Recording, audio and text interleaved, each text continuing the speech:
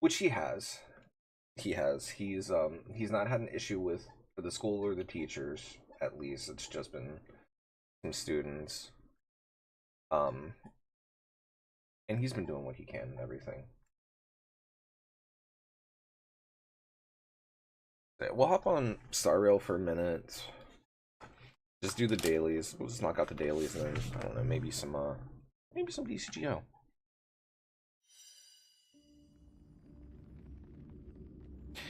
I hate bullies. He's a good kid.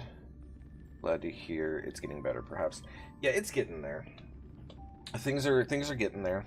Um, having a good support network, having um,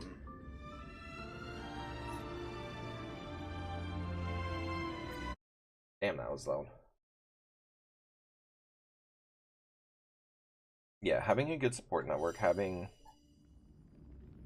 um, the partners that I have, and just us not really wanting to argue or fight with each other or blame each other.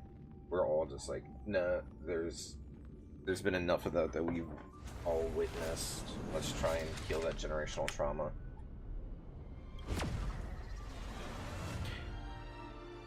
That's nice of you to open up your house to her. I get it. Family and in family news on my end, I got engaged. Oh, congratulations! I'm glad to hear that, man.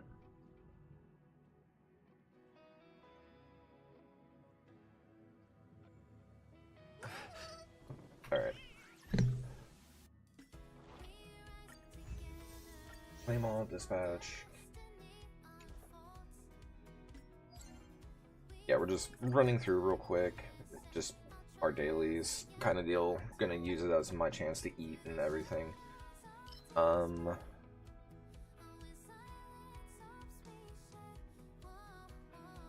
mean, if that's the case, then I just do this and be done with it, right?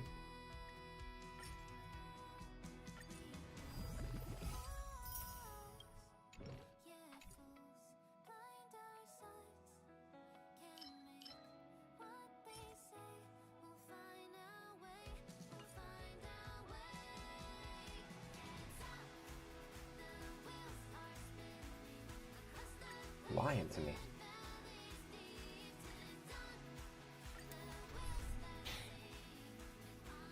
Little Jin started playing Magic a little bit more. We've also been starting to get into like Gunpla and some models and stuff together.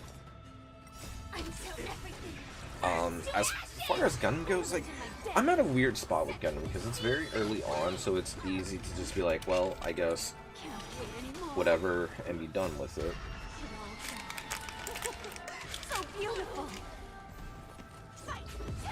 But I like how the game plays.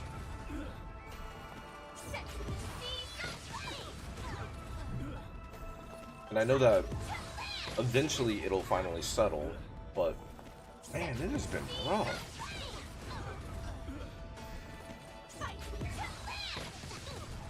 Like, I skipped early Digimon for this reason.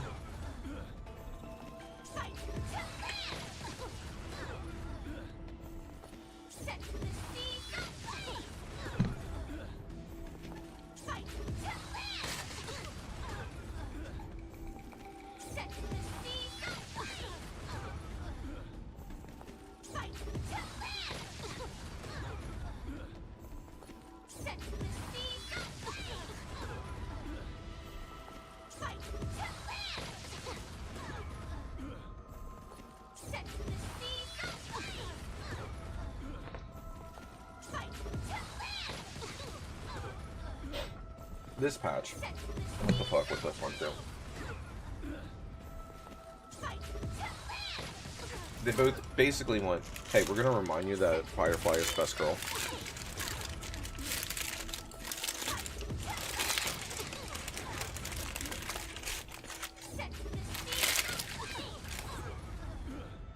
Alright, this is gonna be awkward for a second.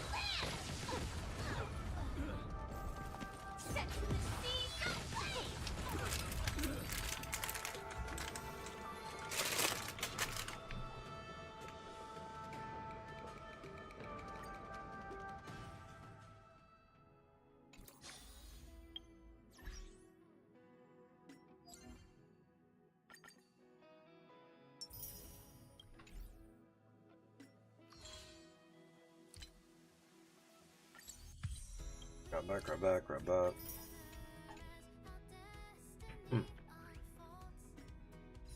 Man, bruxism sucks.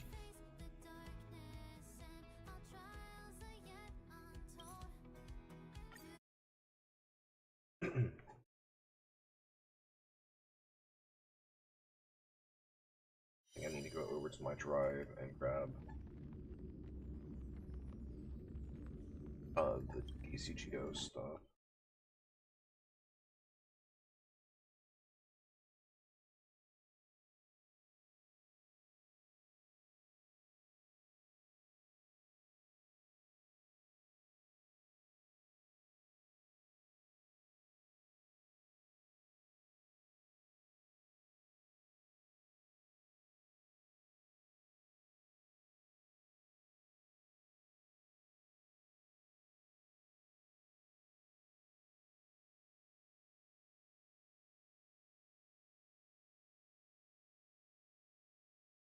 Is it my email?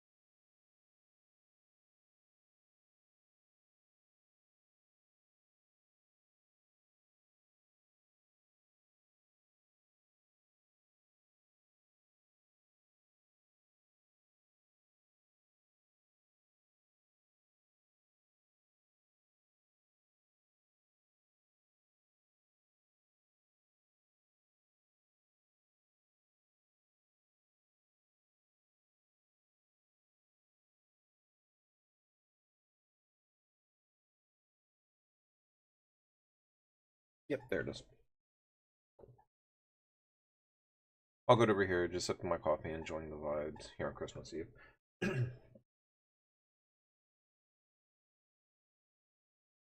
Yeah, I didn't know how I wanted to treat today. It's like I'm sitting here eating a bacon bagel from McDonald's.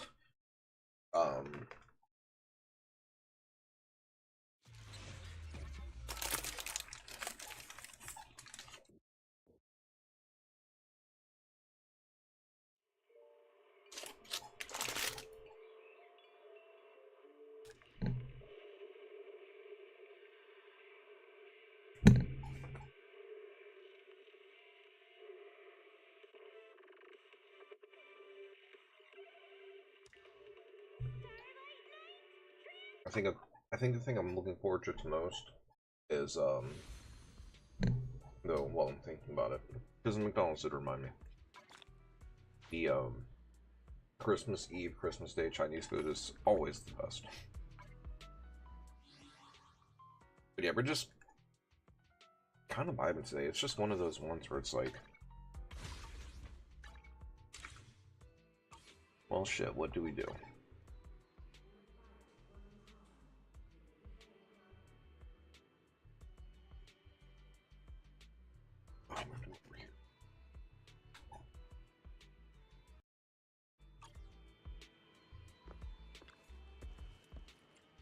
Nope, I forgot to go grab coffee.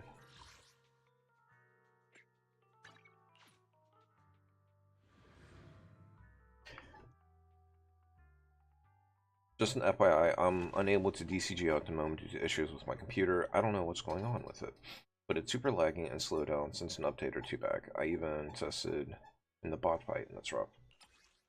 Huh.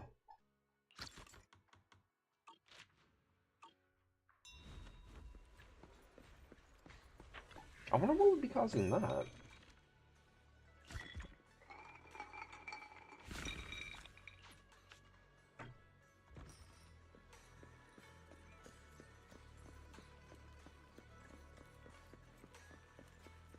And is it only DCGO that it's that's happening with, or is it just across the board? Let's not be so blaking real quick.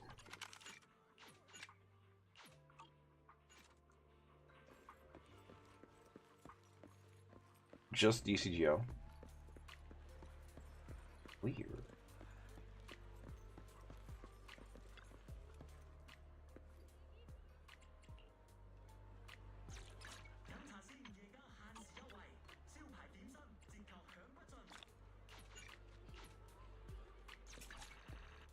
Alright, grab that.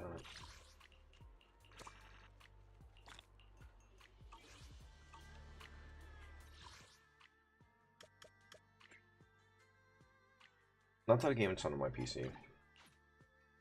Besides webcam anyways, but videos and such run fine. Yeah, if it was having...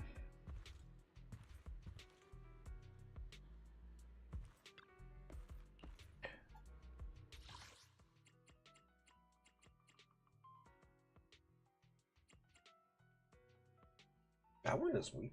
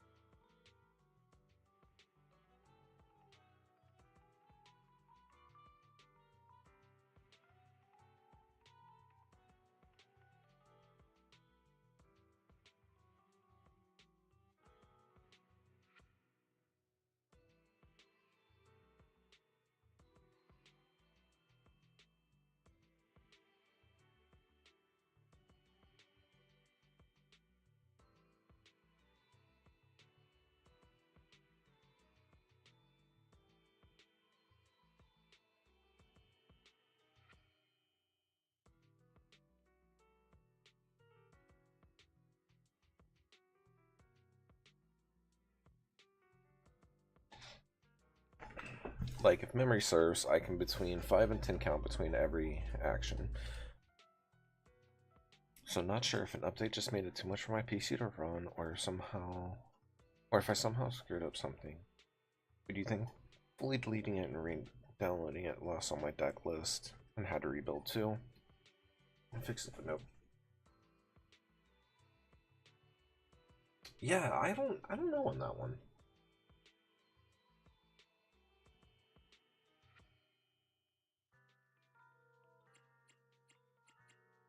How old is your PC?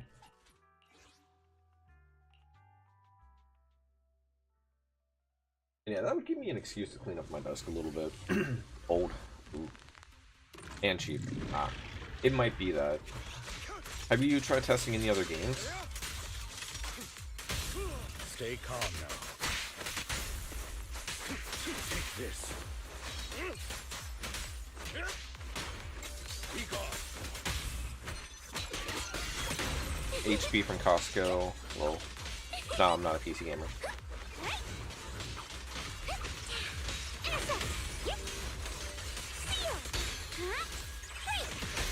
I'll write the ending to your nightmare. My apologies. Dreams. Prostrate yourself before the Okie, what's good, bro? How you doing? Happy holidays to you. Allow me to reap your soul. Oh, I should have held off on that and done that here. I thought I was on this one, I was not. Stand still. It's for flowers that bloom in the abyss. Damn, I love the Hugo team though. Okay, let me get you a shout out. How you doing, bro? Happy holidays. You and yours. Not sure which of the holidays you celebrate because there are many around this time of year, but doing good. Happy holidays. How you doing? Not doing bad. Just doing like kind of a retrospective look at a little bit of the things this year. Just kind of chilling out. I had a not notorious, but not far from it, bad time growing up around the holidays.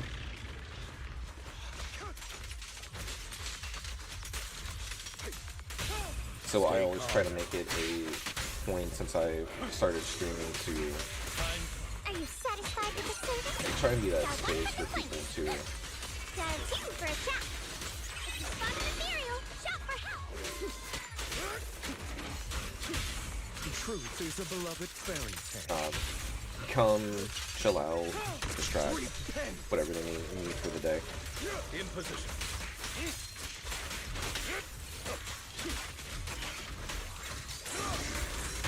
Can't do that, dear. Prepare to There we go. kneel before me. We getting even personal? I'm in for the retrospective. Little column A. Little column B. It has been a fucking year to say the least. I'll write the ending to your nightmare. My mom has had issues that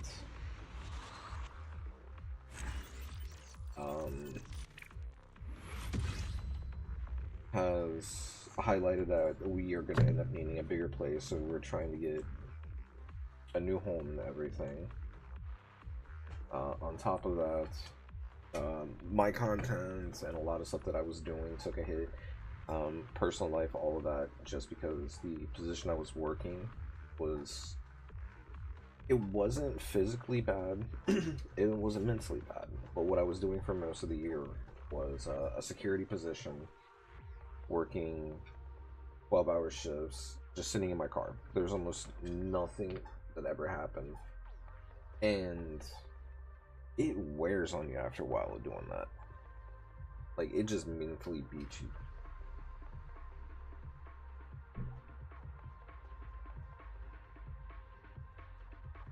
When I was stationed in Japan, my holiday celebrations were just going out to the bar, which was the same as any other weekend. After years of that, the holidays lost a lot of meaning to me. Now I feel that, man. Big feel that. It's taken a long time for people to start bringing me out of the mindset since I got out. Yeah, no, I feel that. Like, when you spend your formative years and your teenage years, you know, either by yourself or with family that doesn't want you around, you're just like, yeah. Stay calm now. Can't do that, dear.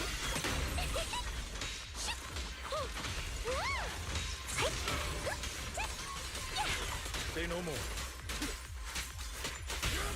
The truth is a beloved fairy tale. But it's also been a rough year too, just different things. We lost 2 of our dogs this year. Understood.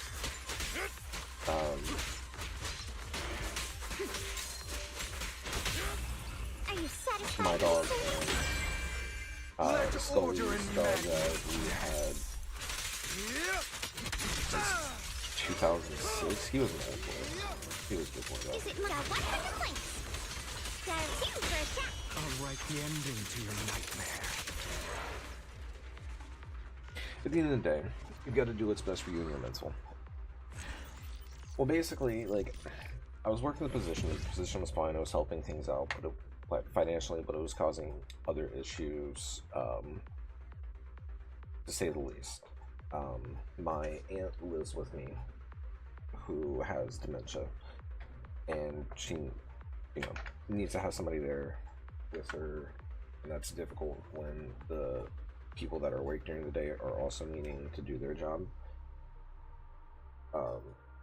So basically transitioned to helping take care of her, which getting off of the nights and being in that position and everything, it's taken a couple months to get my head right again, but we're getting there.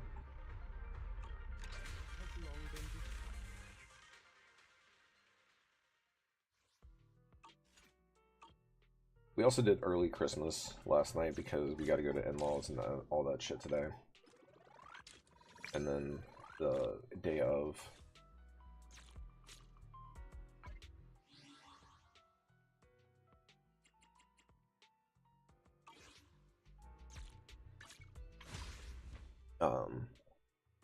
is usually hanging out at her parents' place for a bit for the meal and all that, but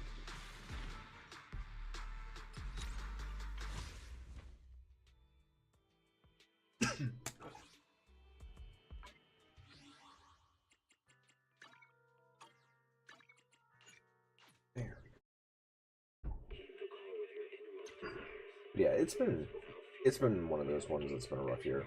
Like, had the pity party about the content creation and everything else, the woe is me, but it's at the end of the day, it's like, man, I've got an opportunity to try it again.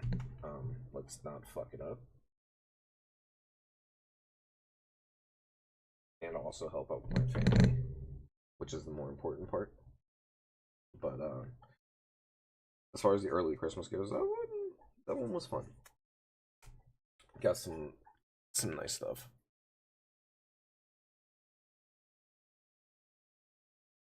Pop over here to my voice channel.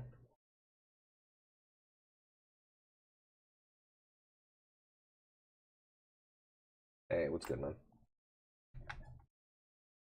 Hey, not too much. So, here.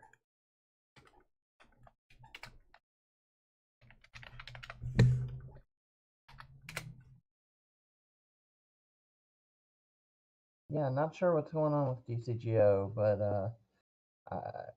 seeing how it wasn't even updated until not that long ago for BT23, I haven't been too terribly worried about it. I feel that. Actually, I left both the servers were because it was one of those things just like, it doesn't really affect me or any staying in there. Yep. I did hear and see that it was going full open source. Yes, that is correct. That's probably a really good thing, to be honest. Hopefully. It was right after that announcement, whenever I did whatever the update was that came right before that, that's when it started slowing down. So I don't know. But I've watched other people have no issues with it, so I'm assuming it's something with my PC.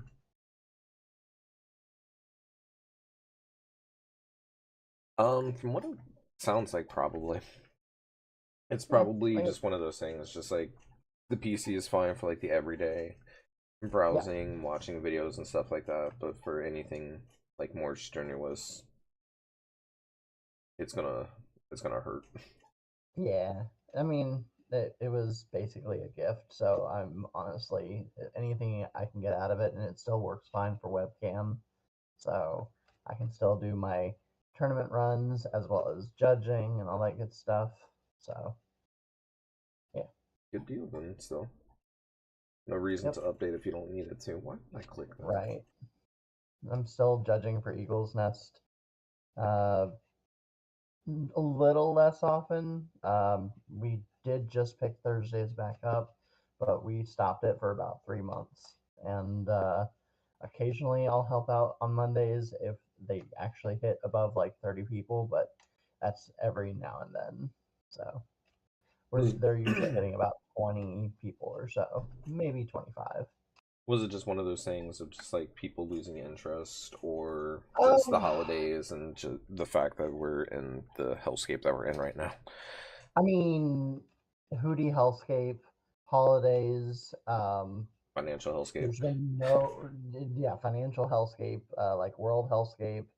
Add on the fact that, like, honestly, no offense meant to those that are topping the big events, but like, I don't know. I appreciate V Passion stepping away and commentating a couple times and things like that, allowing other people to have a shot at topping, because it kind of gets grating when I see new people jump in, or even the same old people, and none of them are able to top compared to, the regular monsters that are just so consistent with their decks and know every play, every out.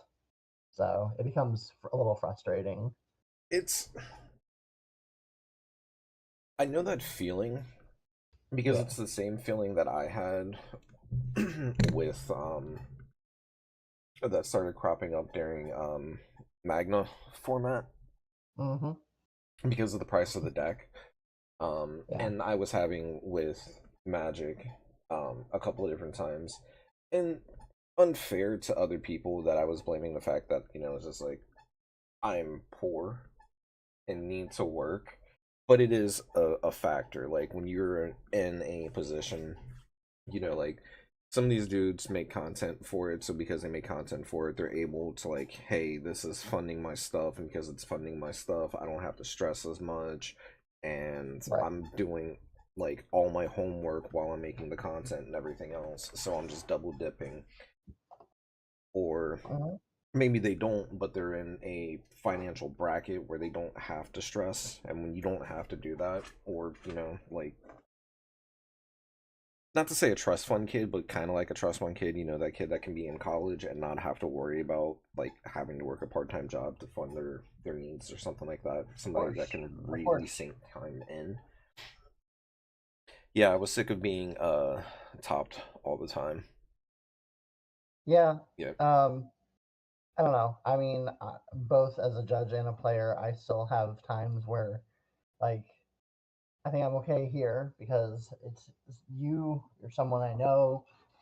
I hopped on with a friend that was streaming yesterday and played Power World for a little bit, but like I have moments where shyness like slaps me in the teeth, and like I could just be playing in the 2020 server, and I, I don't care if I win or lose, but at the same time, if I suddenly have 10 people jumping in, watching, and like I just feel silently judged, whether they're actually saying something or not, on all my plays, and it just, No, man, I it feel still that. hits me, and not as much now with judging, but it's definitely something I'm working on.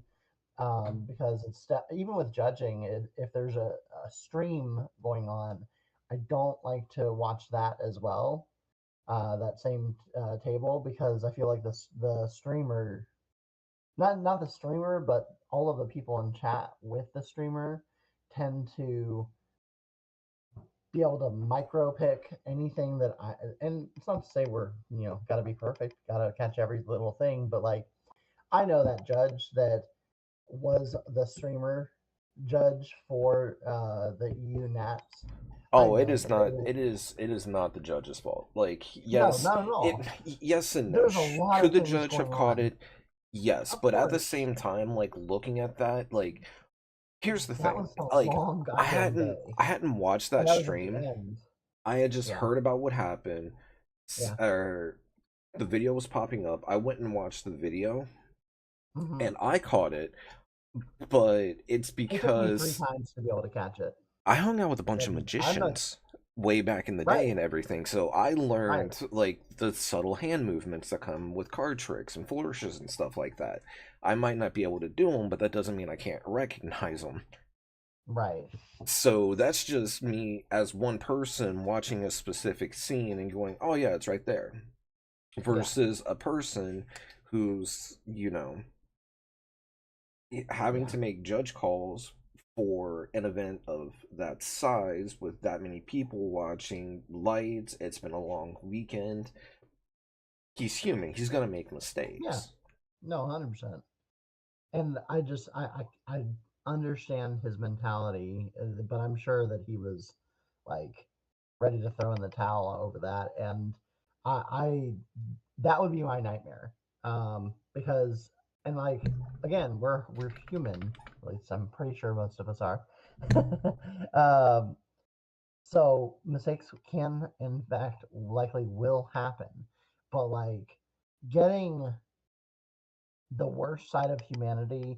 Like it's one thing to have those mistakes pointed out, but it's another to be belittled and treated like shit because of those mistakes. And I feel like when you're t- internet, when you're doing things over the internet like that, the keyboard warriors come out in force, and it's like calling for that judge to what the hell is he doing? Why isn't he catching this? Blah blah blah, whatever else. But it wouldn't have even necessarily been during that time. I think it was noticed after, like after everything was all said and done. It was not at the event itself. Yeah, it was somebody And watching the VOD back. It wasn't even something right, that was like, "Oh, hey, chat caught this," and yeah, like, yeah, because the same people right now that are like, if you're giving shit to that judge is just like, Were you watching the live stream? right, Were you there? If you were, why right, didn't you say something? right, completely. Like, why didn't you So, be like yelling, typing in chat, but yeah, super chatting on, that because it was whole on YouTube, thing, super chatting, like yeah, something to get like, hey, something's not right here. yep.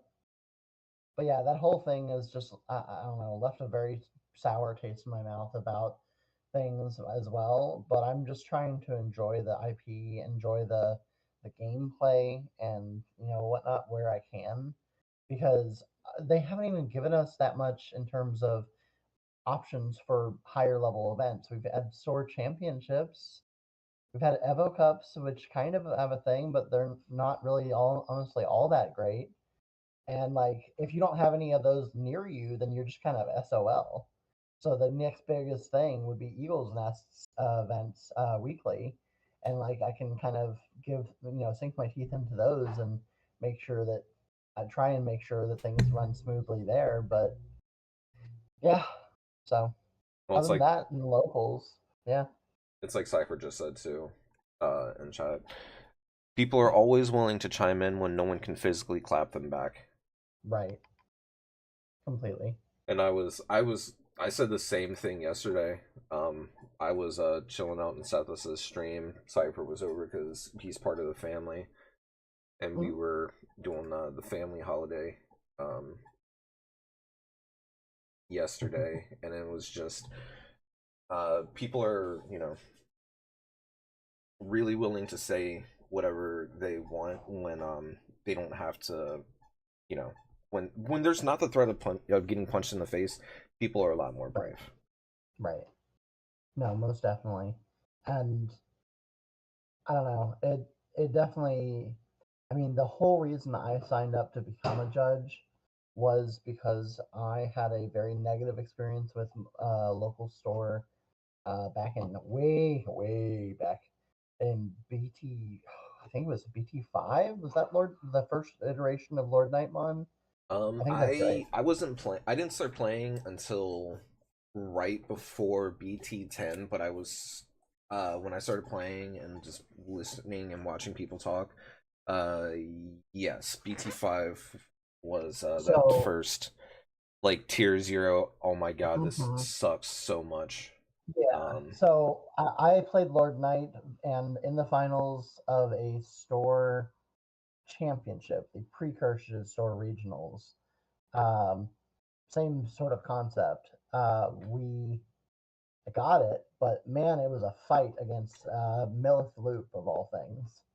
And I got it, and I felt so good that I had gotten that win. I had gotten my Nats invite. We had enough people. Something happened with the store reporting it, whatever. Somehow something got screwed up somewhere, and I didn't. I got my invite literally given to me, and then immediately yoinked away. And I'm like, what the hell?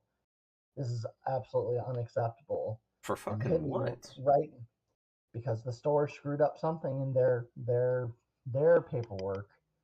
And Bandai at that time was not very responsive. Um, and I don't know what happened on it. I still don't know to this day.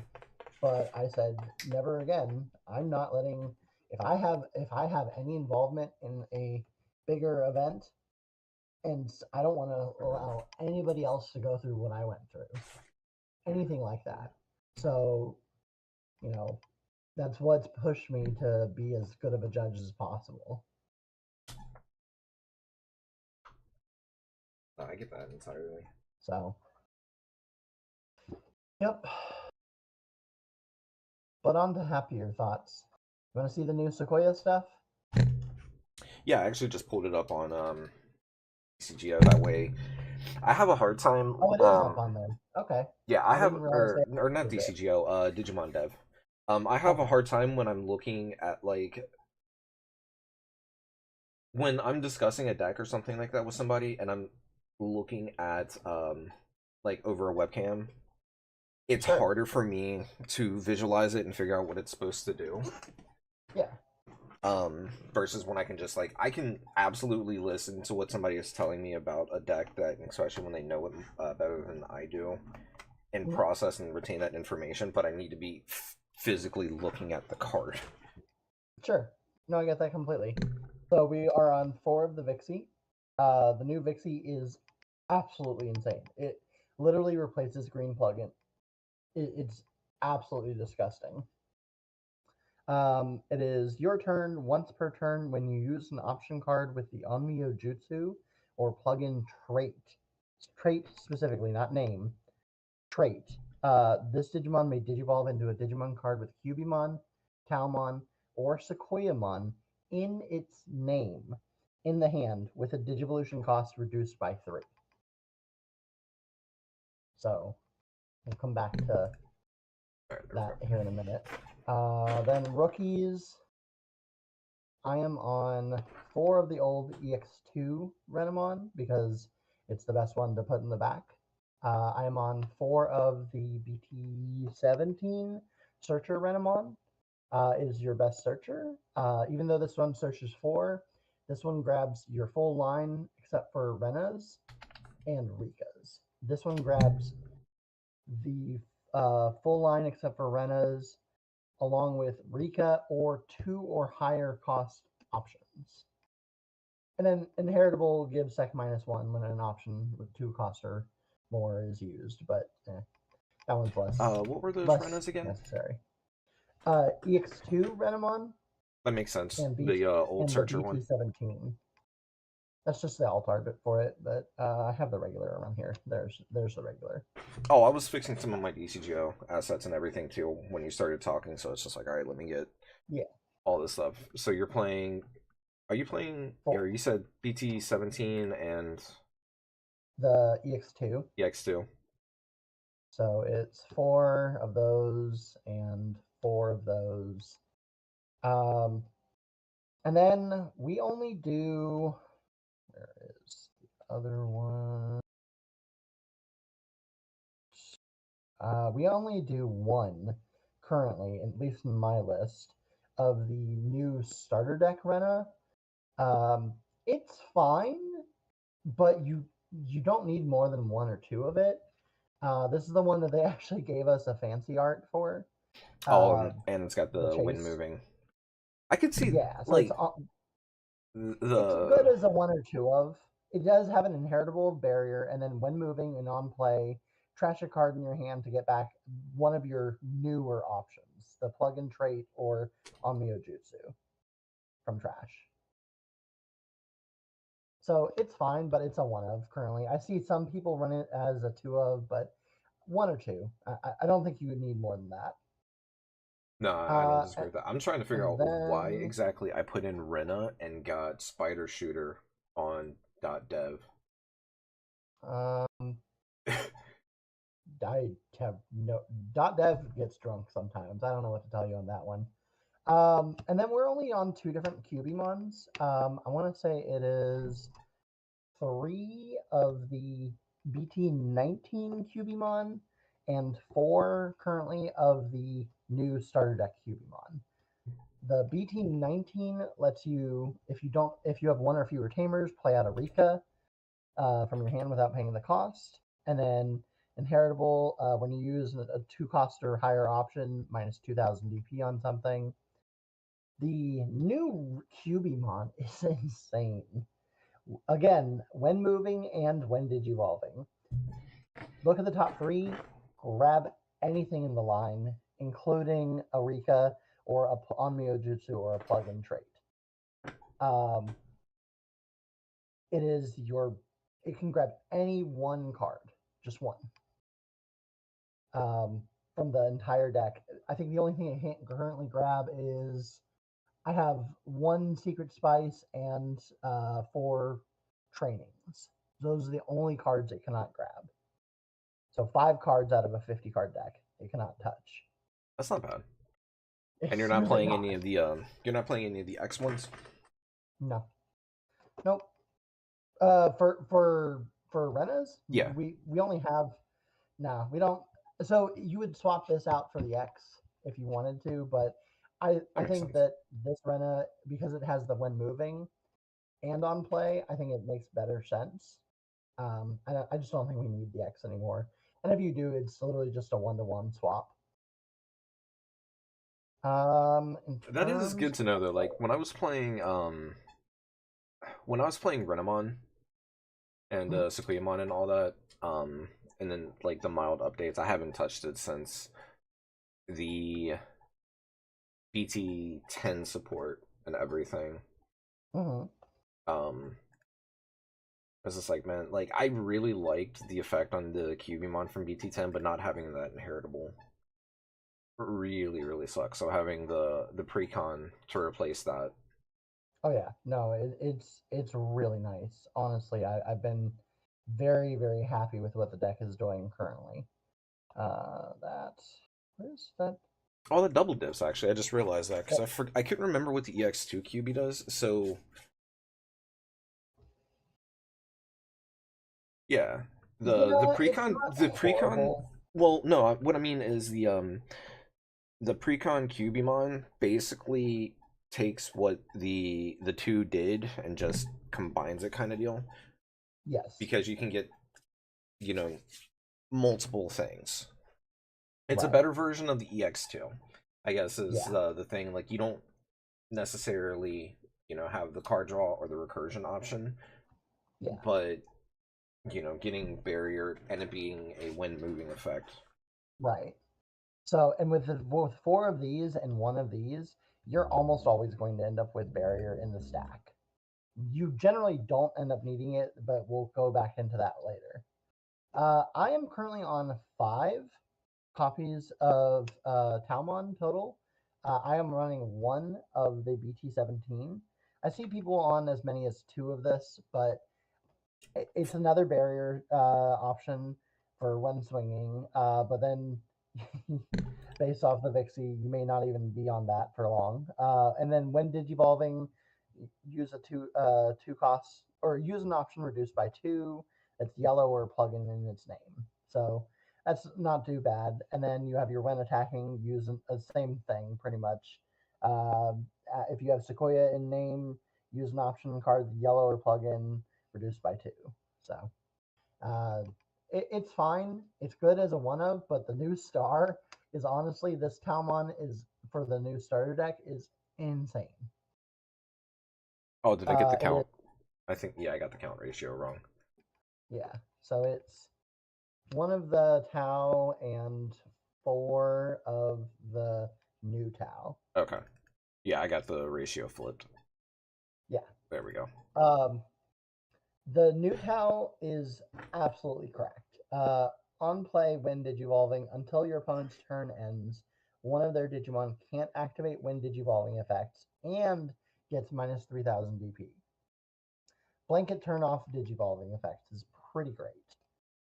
Then, when attacking once per turn, you may use an option card with the Onmyo Jutsu or plug-in trait from your hand or under one of your tamers without paying the cost. Again, absolutely amazing when attacking. Then the piece de resistance is the inheritable end of attack once per turn by trashing your top security card, one of your Digimon with Sequoiamon in its name on suspense.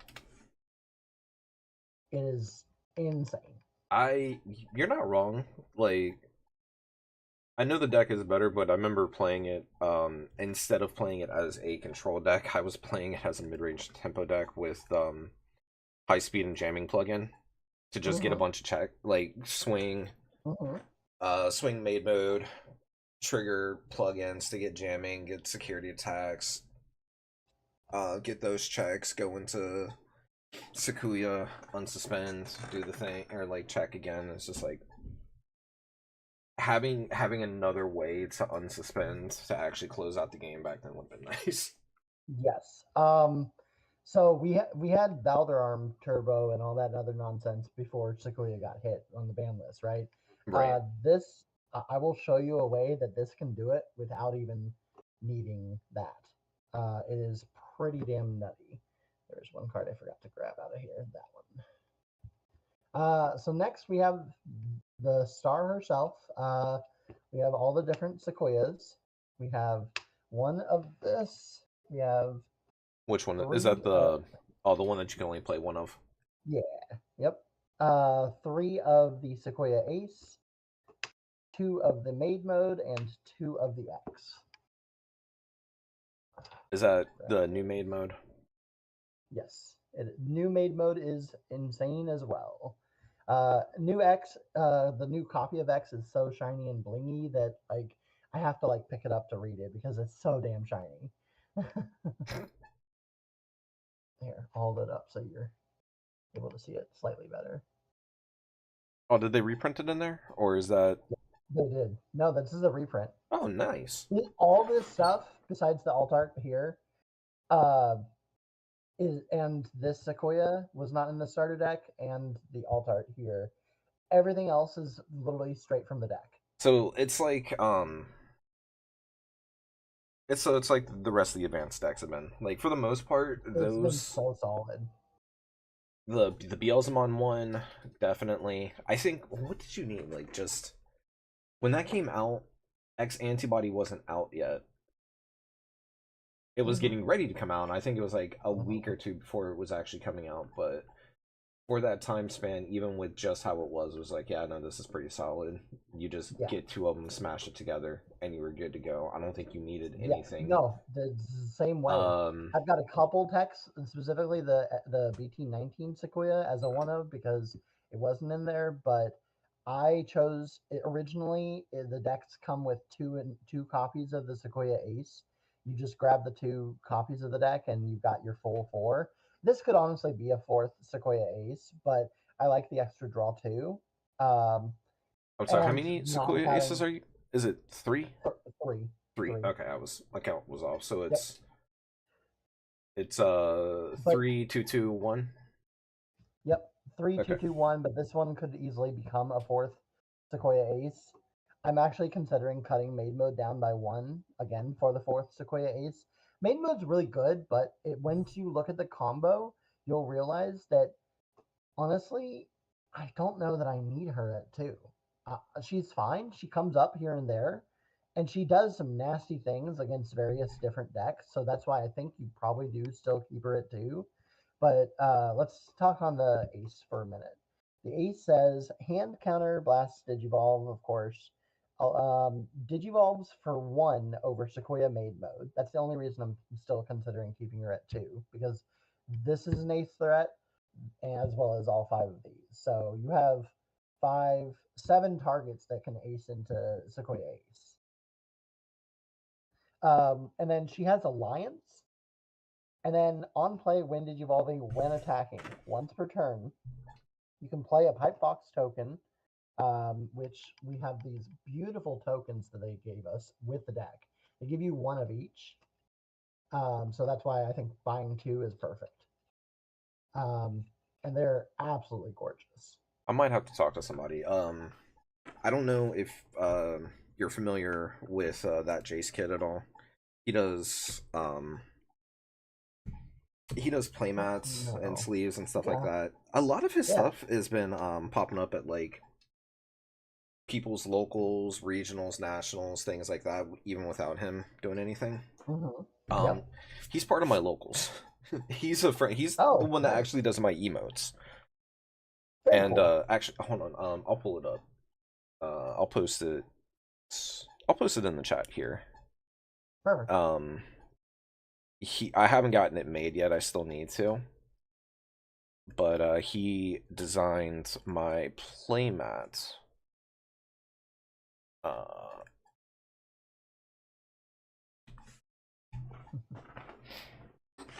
Oh, that looks badass. He's a really nice dude. Like anytime I get the chance to shout out Jace, I Yeah, take that opportunity. I'm gonna have to talk to him. very Just like, hey, cool. man, what's the likelihood we can get like some custom tokens, like some Stoner Fox for the pipe? I 100% understand that, but like I'm telling you, man, these tokens that they gave us with the starter decks are gorgeous. Let me pull them up over here on Chrome so I can go take a look because I do want to see Yeah. them. Like now that they've actually started making tokens, I'm a little bit more interested. Yep. Because I've got that habit. Like every time I go to Yeah. like SCG Con or DreamHack, MagicCon, something like that, I gotta buy tokens hmm because tokens are cool. Yeah. No, tokens are great. Um, so she has Alliance on play when digivolving when attacking. Play a Pipe Box token. Then you may use one option card with the Unmio Jutsu or plug-in trait from your hand or undo one of your chambers without paying the cost. So again, same as this Tau. These two are insane together. What about Um, the old maid mode? Just no. so let's look at the new made mode, and you'll understand why the old made mode isn't worth it comparatively. In terms of space, this is at least, in my opinion, I see people going down to one or two of this, and I'm just like, this card's insane. There's no way you remove it, at least until we get the new Kazuha promo. But even then, I don't even know if we go down from that. I think we honestly probably cut maid mode for it at that point. But whatever. New maid mode is 4 costs to digivolve, one over Sequoia specifically. And then on play when digivolving, you may use one option card with the Onmyo Jutsu or plug-in trait from your hand or under a tamer without paying the cost. So same thing as the Tau, same thing as the Sequoia Ace.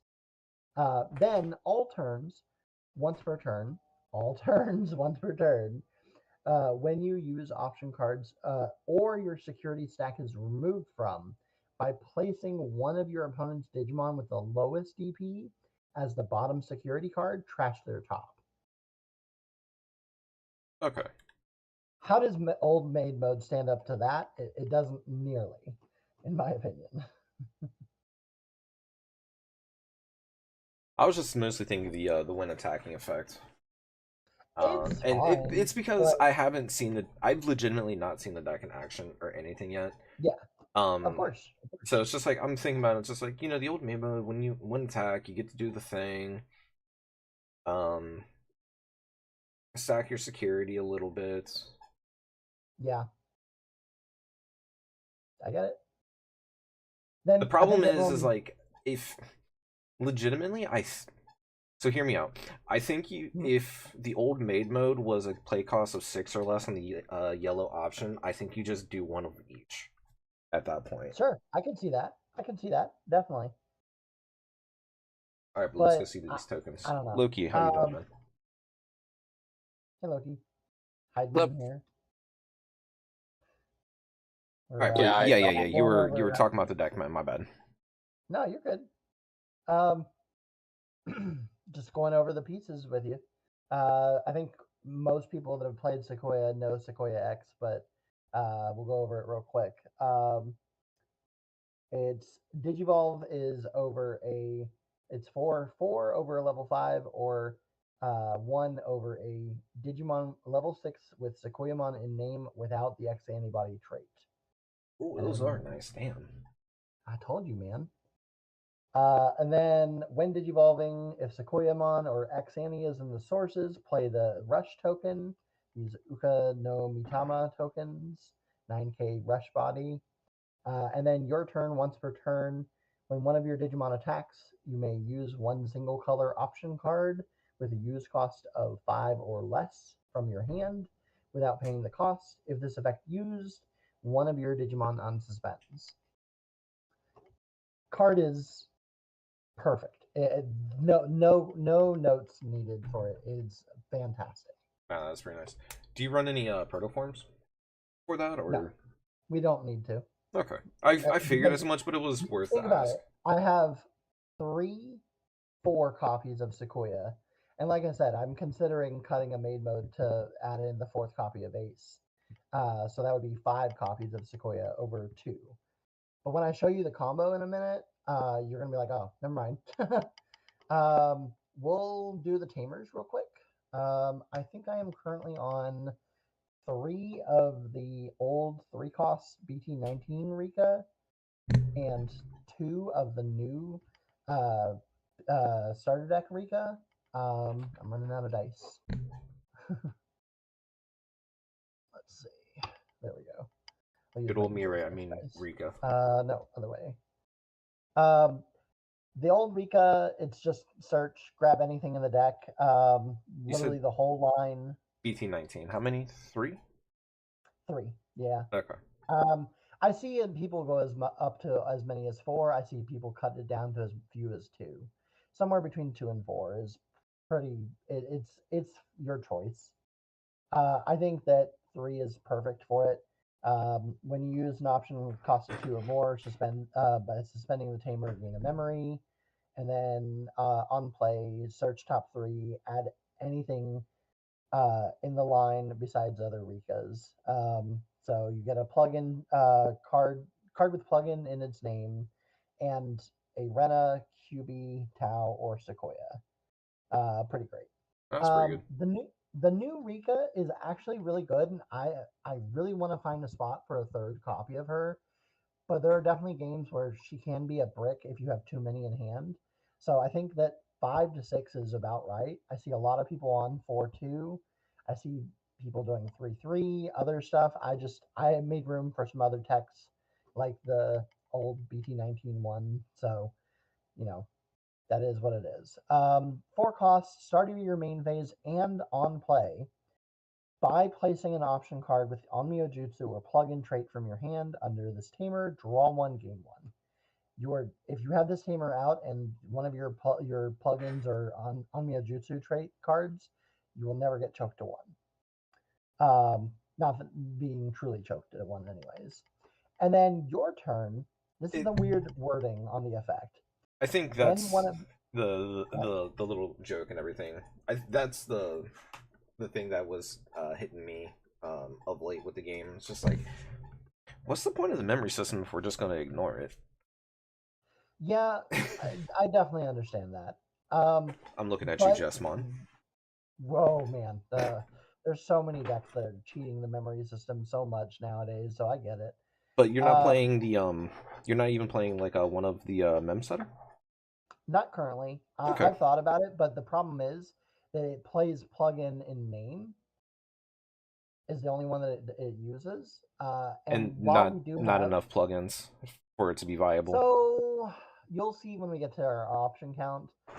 You can technically, and like I've run a decent amount of them, but it wouldn't be horrible. I could potentially see cutting this by 1 to put it in there, but the second effect is actually what makes this card so good. All right. Your turn, when one of your Digimon with Renamon, Cubimon, Talmon, or Sequoiamon in its name attacks, by suspending this tamer, you may use one Onmyo Jutsu or plug-in trait option card with as high or lower a use cost as that Digimon's level from under Oh, this okay. tamer without paying the cost. So let's say you It's swing with Renamon, you can use a 3 cost underneath her by suspending the tamer. it's Rika. It's EX2 Rika, but it's future proofed. Essentially, yes. Yeah, and she's really good because now we're going to go over the options. Is the next? I'm holding my last card for secrets for funsies. We'll go with the one of yellow scramble, and then Of course.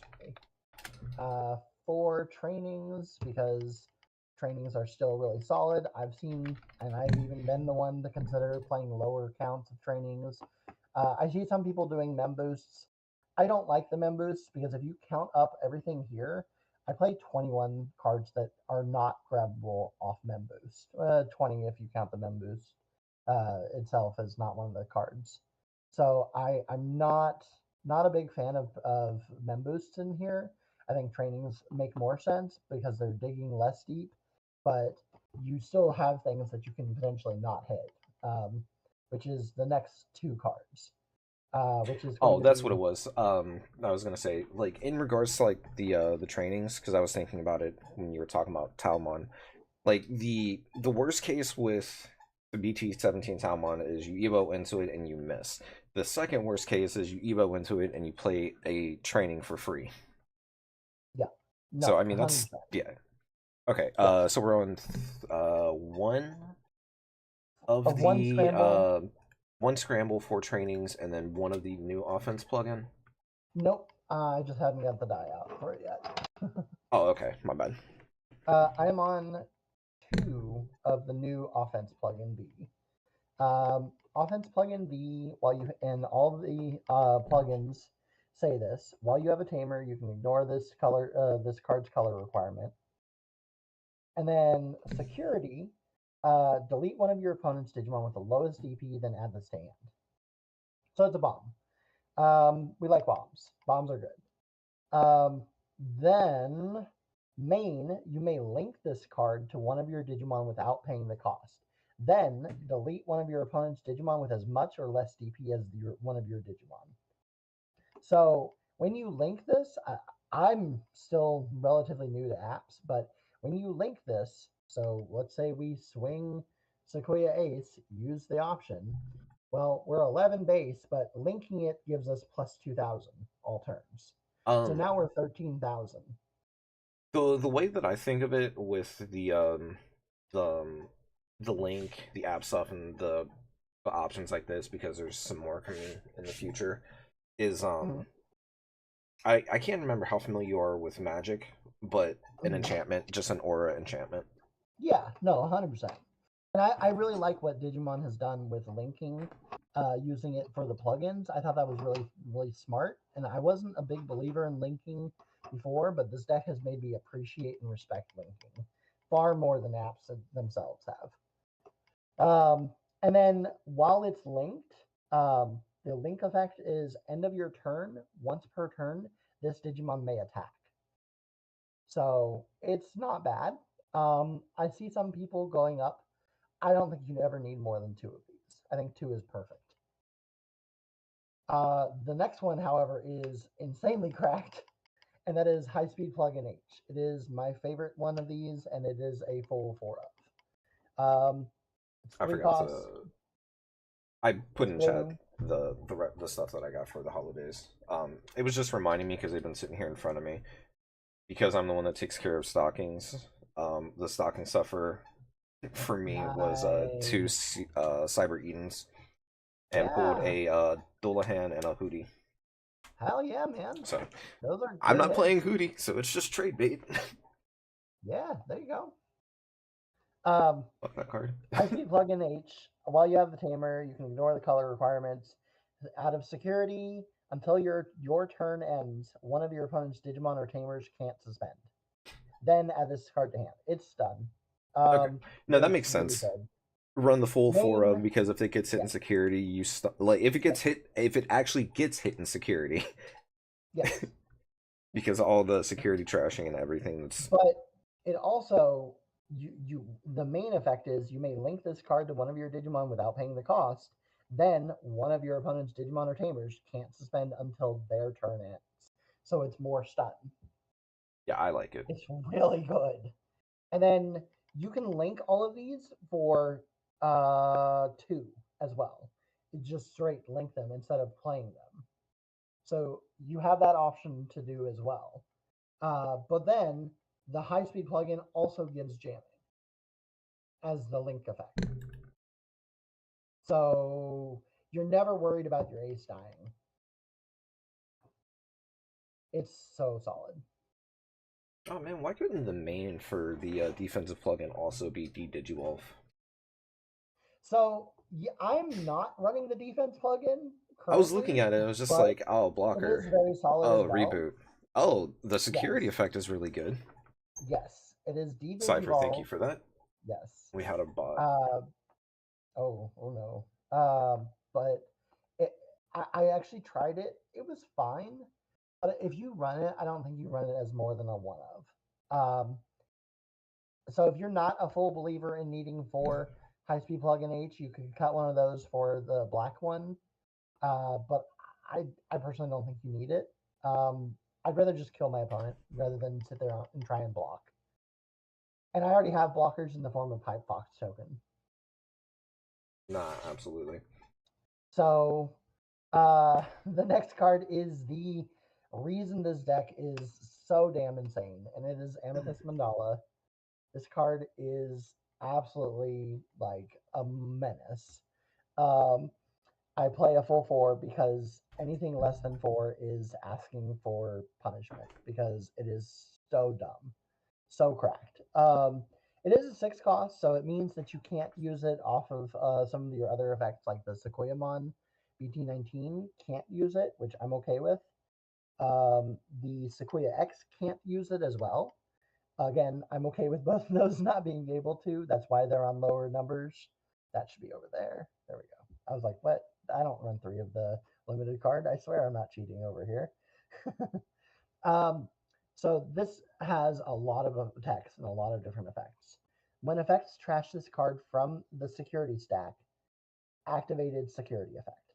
So even if this gets trashed by an effect,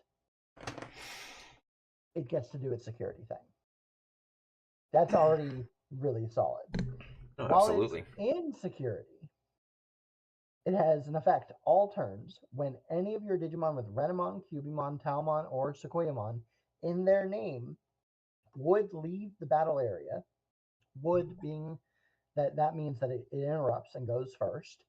By trashing this card, one of those Digimon doesn't leave. Your entire line is protected by this card. I do like Then that. main, draw 1, then place this card face up as the bottom security card. So you have recovery, you have draw power, then you have the effect that its actual security effect when it's hit in security, whether it's face up or not. Security, one of your opponent's Digimon gets minus 9,000 DP for the turn.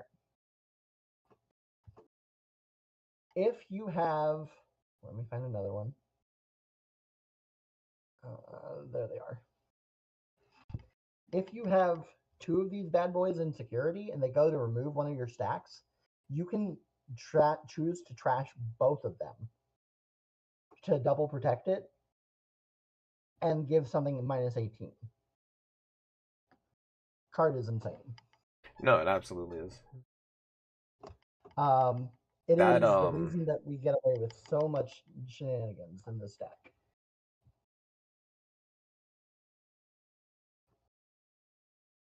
And then I do run one tech little spice card because I figured out after watching other people a fun little combo that you can do.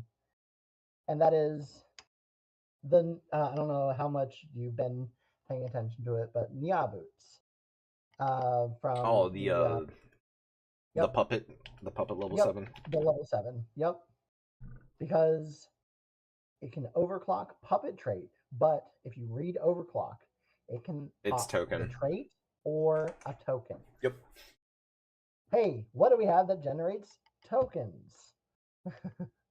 So if you have a Talmon in raising, or even on the field, whatever, if you have your 3 memory, a Talmon, or 2 memory, and a scramble, some way to get into Talmon on your turn with everything else, that's great. Along with the Vixie stack underneath it. You can swing Talmon, use an option, Digivolve into, honestly, either of these two, but generally it's going to be the ace is the preferred one. On swing, so I can go ahead and I think I can go ahead and you've got the list, so I can clear up the dice and everything. I've got the list pulled up and everything. So I will show you the combo of why the Nya Boots is important. Probably need the options just in case. That I fucked something up somewhere. don't need that. Need that. Don't need that. Need that. Was it a full set or was it a 3 of on the high speed plugin? 4. Okay, what did I fuck up then? Because I did not add the puppet yet, and I'm at 50. I do have the list pulled up on stream though. Let me take a look. Hold on. Yeah. Just tell me when to scroll. Scroll back up to the top. Let's start from the top. It's currently there. Let's see. It's 4 and 4 QB is what you have. It should be 4 and 3. 4 and cut 3. The old QB, not the starter. Okay, cool. So cut the BT19 to 3 and then add. Yep. That's it. Okay. Where's the cow? Oh my god. What did I do with the towel? I lose my mind. I'll also say while you're doing that, as somebody who's been using it, like the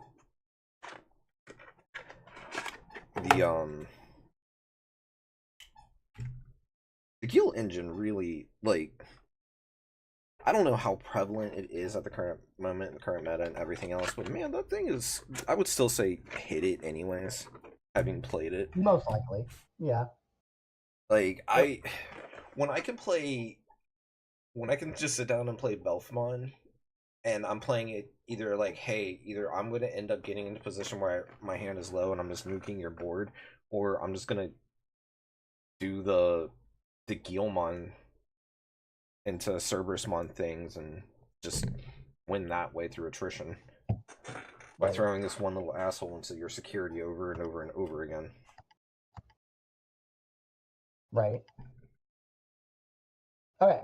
All right. We're ready to show off the combo. So, you could potentially have some tamers, whatever else, all that good stuff. Like I said, though, all you need to be at is 1 or more with Tau on the field. If you have that and some type of options in hand, and the Sequoia Ace, the X, and the Nya Boot at some point across that, Nya Boot being the last thing that you need to draw into, you can swing Tau, use effective Tau to play one of your options, either one of these 3. And this is without Does not matter which. Yes, this is just the Tau's effect. Okay. So you get to Digivolve. So you do finish the resolving the option. We'll say that you use the plugin, blue plugin. Okay, so now you got jamming. You've stunned something. You did the thing. You'll gain a memory from the Rena if you haven't already used an option that turn. All that good stuff. You could even be at 0 technically because of the gain of memory, right? So you're at 1. You use the effective Tau or to play the option, then gain a memory from Rena, then Vixie lets you Digivolve, reduced by 3. So you're going to Digivolve into Sequoia. Draw. Effective Sequoia, you play out the blocker token. You cannot Alliance because you did not have Alliance when the attack started. You gained it mid-attack, so you're not able to Alliance. Is that a recent ruling? Because I thought you could always do that. Like, once you gain Alliance, you're able to Alliance. You have to have Alliance at the start of the attack. If you didn't have the body, but you had Alliance at the start of the attack, you can do it at that point when you play out the new body, but it's not. Okay. You have to have Alliance. Yes. I didn't know that. I'm not gonna lie. The only deck I was playing with Alliance is SOC anyways. Right. You've always got it, Right. so Right. you Exactly. don't And most really of the think people, about it. yes, you're not digivolving mid attack. The one it's come up for is Jesmon specifically, but we can talk about that later. So Sequoia finishes its attack at 13, right? Right. End of attack, you trigger Tau. You trash your top security. Oh, look, it's an Amethyst Mandala. Give something -9. All that good stuff. Fun. Yay.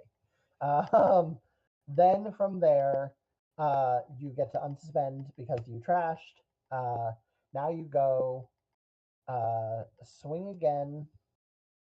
So that was from full 5 security, right? That was one check. So Yeah. they're down to 4. We swing again, alliance with the pipe box. We would have also used the option after digivolving or something like that. Sure, whatever. We swing 2 more checks at 17, 19,000 jamming. Probably pretty safe to do, right? So that's 3 checks total. We then digivolve for 1 into X. Draw, effective X. We play out the rush token, right? We'll swing rush, use the option. It just needs to specifically not be Amethyst. It could be any of your other options besides Amethyst. So maybe we'll use another plugin. I don't know, whatever. We use the option, that unsuspends us. That's the 4th check. Swing there, that's 5th check. Go into there for a full, what is it, 4 cost? Yeah. Going to 4. Oh, look, we now blow up something by giving it another -9 because of the Meow Boots. Then overclock, delete a token, swing for game. I like it. It is very solid. It is semi-consistent, more consistent than I expected it to be, and it can do some nasty, nasty things. I You mean, throw in the access to maid mode in there of like, oh, there's something problematic that I can't get through. I'll just go into maid mode and use an option off of maid mode to remove it. I like mid-range tempo-y control decks though. Like Yeah. that's what I enjoy playing. Like Leviamon to me is like that. Yeah. So this has the capability to OTK even better than before. That's At the same time, you that's the can reason why I shift like it playing those, more. because when you're like a good mid-range tempo deck, it's like cool. I can either control the pace of the game and whittle you down, or if there's an opening, I just kill you. Right. 100%. Yeah. No, if you bring up and they don't have anything to stop your Tau from swinging and you have those pieces, you can just literally from 5 full security OTK them. But I like maid mode. I'm finding I need it less and less in the current meta. I think it's a really good removal tool. But again, you need that extra memory to be able to digivolve into it over the Sequoia Ace or even the BT19 one. What does the BT23 one do again? I know it's not in there. I know it's not really needed Yeah. for it. It was just one of those ones, just like, what does this do again? It's weird. It's Zaxxon trade or something, and Yeah, I don't know. it's for the Zaxxon deck. All right, Yeah. where did she go? There's the promo. But yeah, the Viximon being able to be make it so you no longer need green plugin is absolutely insane. Oh,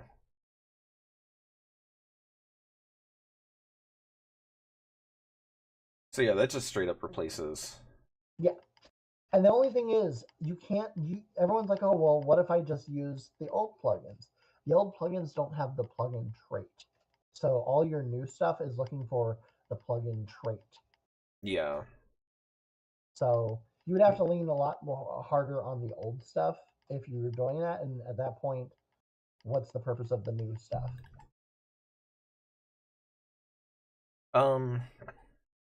You kind of I could think sneak it in, like could. the Could. Rika, if you can find room for the Memsetter Rika, the three, or even with just like this tame account, like the 3 of the Rika here, um the one Tau, like you might be able to sneak in like offensive plugin, but Mhm.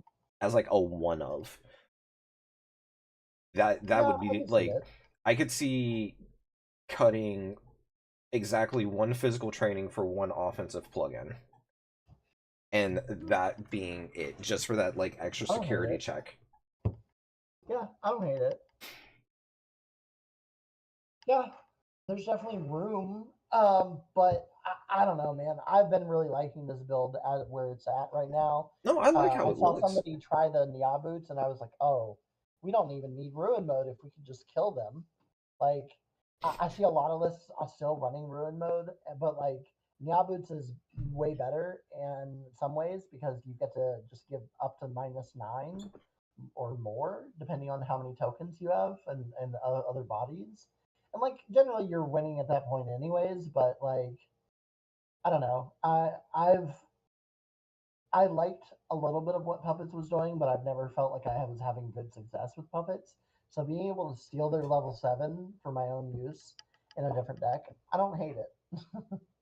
Oh no, absolutely. It also, I mean, like Nia Boots is fairly cheap, and Yeah, I sold my ruin modes. no, exactly. So it's like, I can go get a, what is it, like $50, $60 ruin mode still, I think.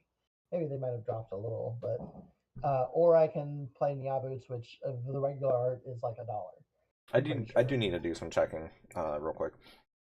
Me and me and Brandy were talking about possibly checking out the Final Fantasy trading card game. That's just something to play, like not make content with, not do anything like that. Yeah, Just something to for like us to play. Um, because you know Final Fantasy. yeah. I mean, I get Ruin it. mode. I will be right back. I'm stepping away for just a 40, minute. 42, 43. I mean, it's dipped a little, but I mean, still. That's the limited set alt art. The Right. base is still like 44 to 50, and the alt art from the boost or from EX4 is like 55 still. It's got that like Death X thing going on with it now. It's finally calmed down in price because the current fuck you secret rare is still medieval gallant.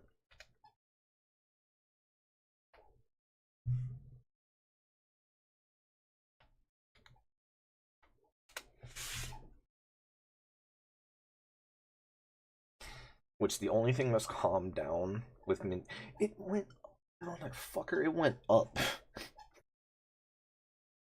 Oh, I gotta add a friend later. Like, bro, that shit didn't calm down. It went up.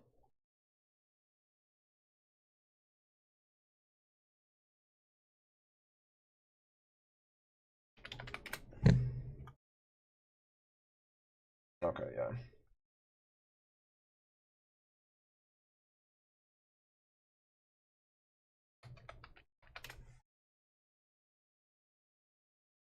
Love to see that. I might give me some of these later. I keep that list because I need to CGO spell.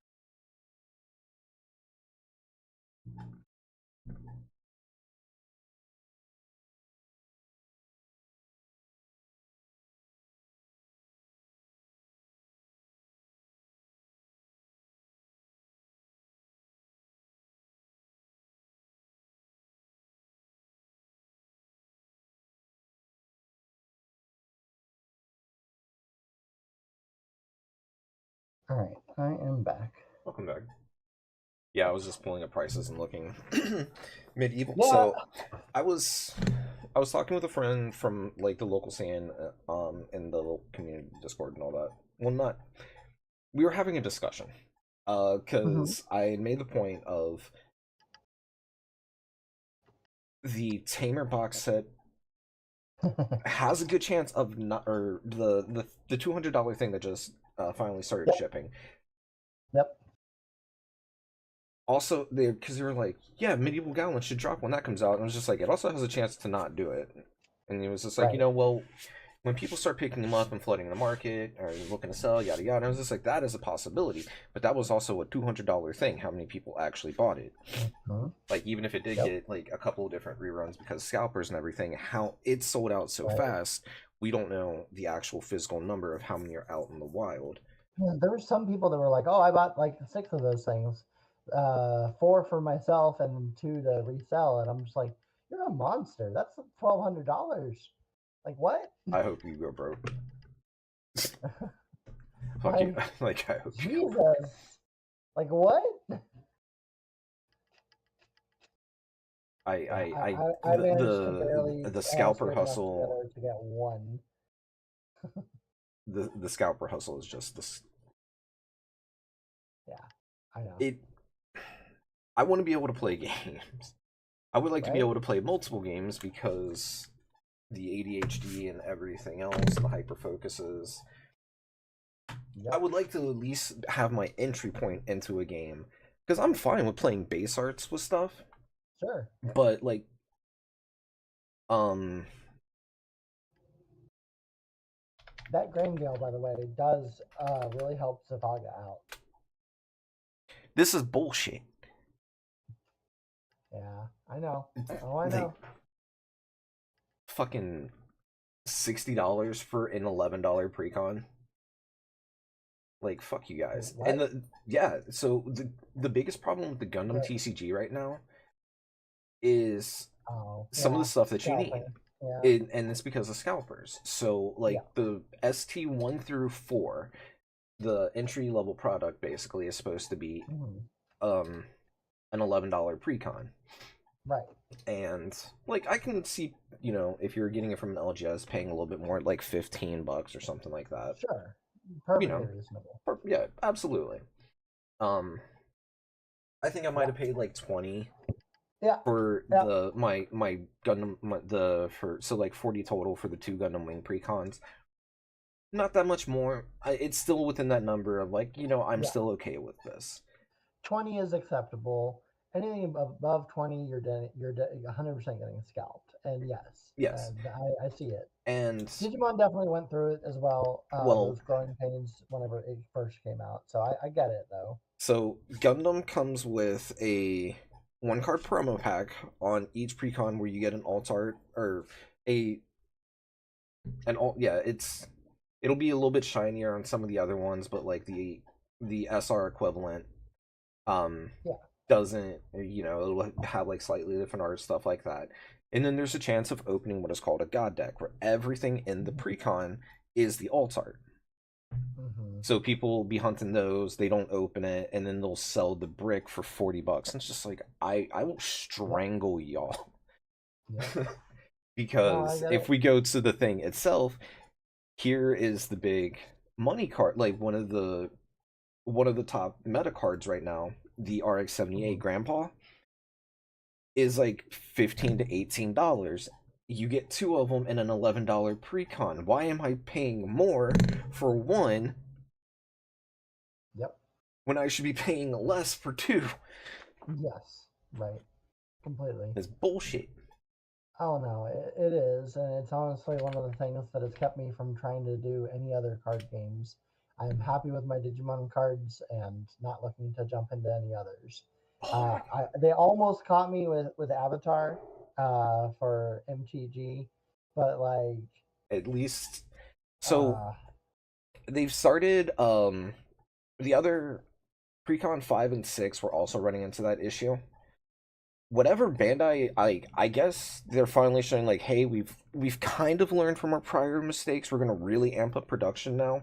With set 2, we're releasing more of precon 5 and 6. Precon 7 and 8 are gonna have more at launch. The set 3 is gonna be like the equivalent of One Piece or Digimon set 5, where it finally balances out with how much they're releasing, to the point where the Iron Blood precon is quote unquote tanking, which the people that are like, it's tanking, fuck you, it needs to tank. It's down to $28. Drop $8 more, and I'd be more willing. Initial entry for the average person that does not have a huge budget to jump into the game should not be over $100. In my opinion, the absolute bottom average you should have to pay to for an entry point into a trading card game should be the equivalent of your area's whatever you would order at Chipotle. Because that's going to be about $20. So like a couple of packs and a precon, 2 precons, something like that. Yeah. I would say a reasonable one to expect is 40 to 50. Yes. A little higher yes. than it's Chipotle for 2. We'll think of it. Chipotle for 2. Yeah. You can get a starter, the 20. Feed one person, but if you get 2 and mash them together, take the best parts of the deck and just max it out, then I think you're fine. And that's what I think of with the Sequoia decks. Yeah, they're $30 a piece, I think, for the advanced starter deck. But you get 2 of those. Honestly, you can almost get away with going 1 plus singles, because a lot of those cards, made mode's a 2 of, X is a 2 of. The only ones that I even see people going down to as low as 2 copies of the Sequoia Ace. I think that it's worth running the 3rd or even 4th, but there's only a few cards that you don't get a full 4 of in the deck. Right, the SRs. Yeah. It's the Sequoia Ace, the EX2 Renamon, and the Amethyst Mandala, and the plugins. I think you only get 2 ofs. Yeah, like realistically, what I would like to be at, and you it do looks get like 2 of the Barba and 2 of the Dogotch and 2 of the like that's kind of where I'm. It depends on like what those are worth, kind of for like trade value. Yeah. But like I'm also pulling up like some of the Gundam stuff. Set 2 is like down to $90. Like yeah, we're getting there. We're getting there to the point where I can like. I'm at the point with Magic where it's like I don't make a whole lot of hardcore content for it. I enjoy playing it. I've got enough stuff where I can rotate decks and things like that when I do want to make content, or if I'm playing games on here or with people. Yep. So I don't play the games like tournament anymore. I don't need to buy every product. So I'm just getting the ones that are interesting to me. Makes sense. Realistically, what I would like to be at is that, and be able to play Digimon and Gundam without breaking the bank, and we're getting there again. We're getting there. Yeah. Well, remember, because Digimon is fine. We allow proxies. Yeah. Proxies are always reasonable for us. So, but yeah, I get it. Yeah, I do want to say again, I'm glad you mentioned the IBO decks, because I've literally been eyeing them since they came out, and as a very casual player for Gundam, I've wanted to get the deck since it's like been out, but like $60 for 2 starters for a game I'm gonna play very, very casually. I mean, like, oh no, maybe absolutely, bro. like a week or 2 a month is like not worth. No, absolutely. Like No, that's kind of where I've 100%. been at. Like I haven't, because I was working, and like I was saying and everything, like that overnight mental drain and everything just like tanked everything for me. So like I picked up stuff for Gundam here and there where I've been able to, but I still haven't gone to locals. I haven't been like any locals in like 10 months. I get it. I get it, man. But like, no, I'm very happy to see that with the Iron Bloom precon, because there was somebody that was selling 2 of them, just the bricks at my locals, and it was like $40 for them. So it's like, all right, that's not bad. But seeing that they're almost at MSRP, like, nah, I can just wait a little bit longer. Especially since like I'm eyeballing playing 00 when that comes out next month. Is it next month? Exia, just the Celestial Overdrive, or the Celestial being deck looks a lot of fun. And then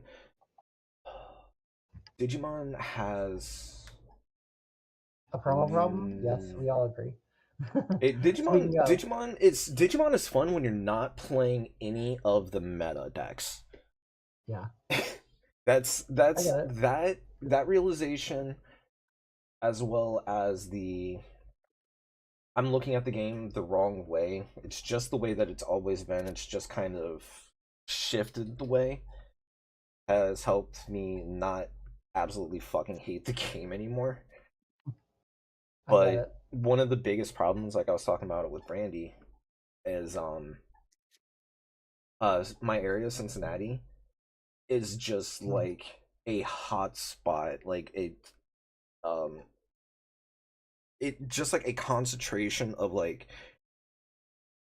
high competitive players. I mean, we're talking about people that go to regionals and they're hitting top 32, top Yeah. 16, top 8, top 4. They're, getting those placements at Nats. They're getting those placements Yep. in Ultimate Cups and all over the place. And it's just like, Yep. I get it, but can y'all not do this? Can we not be sweaty on Friday, please? Damn. Yeah, I get it. I get it. Yeah, So we've actually started doing a thing at our local, one of the locals that I We go are full of to, meta chasers, yeah. Like Roy just said, where we're full we of meta chasers. go. Oh my gosh, what did we call it? Conquest format. And Conquest has been a hell of a lot of fun. Yeah, we can do that. Yeah, we can do that, absolutely. I don't have the message, actually. In the group chat? Yeah, look. I sent it before you sent Did you? Oh, I didn't see it then. Yeah, that's fine. Okay, I think he can come out of timeout if he's gonna be like that.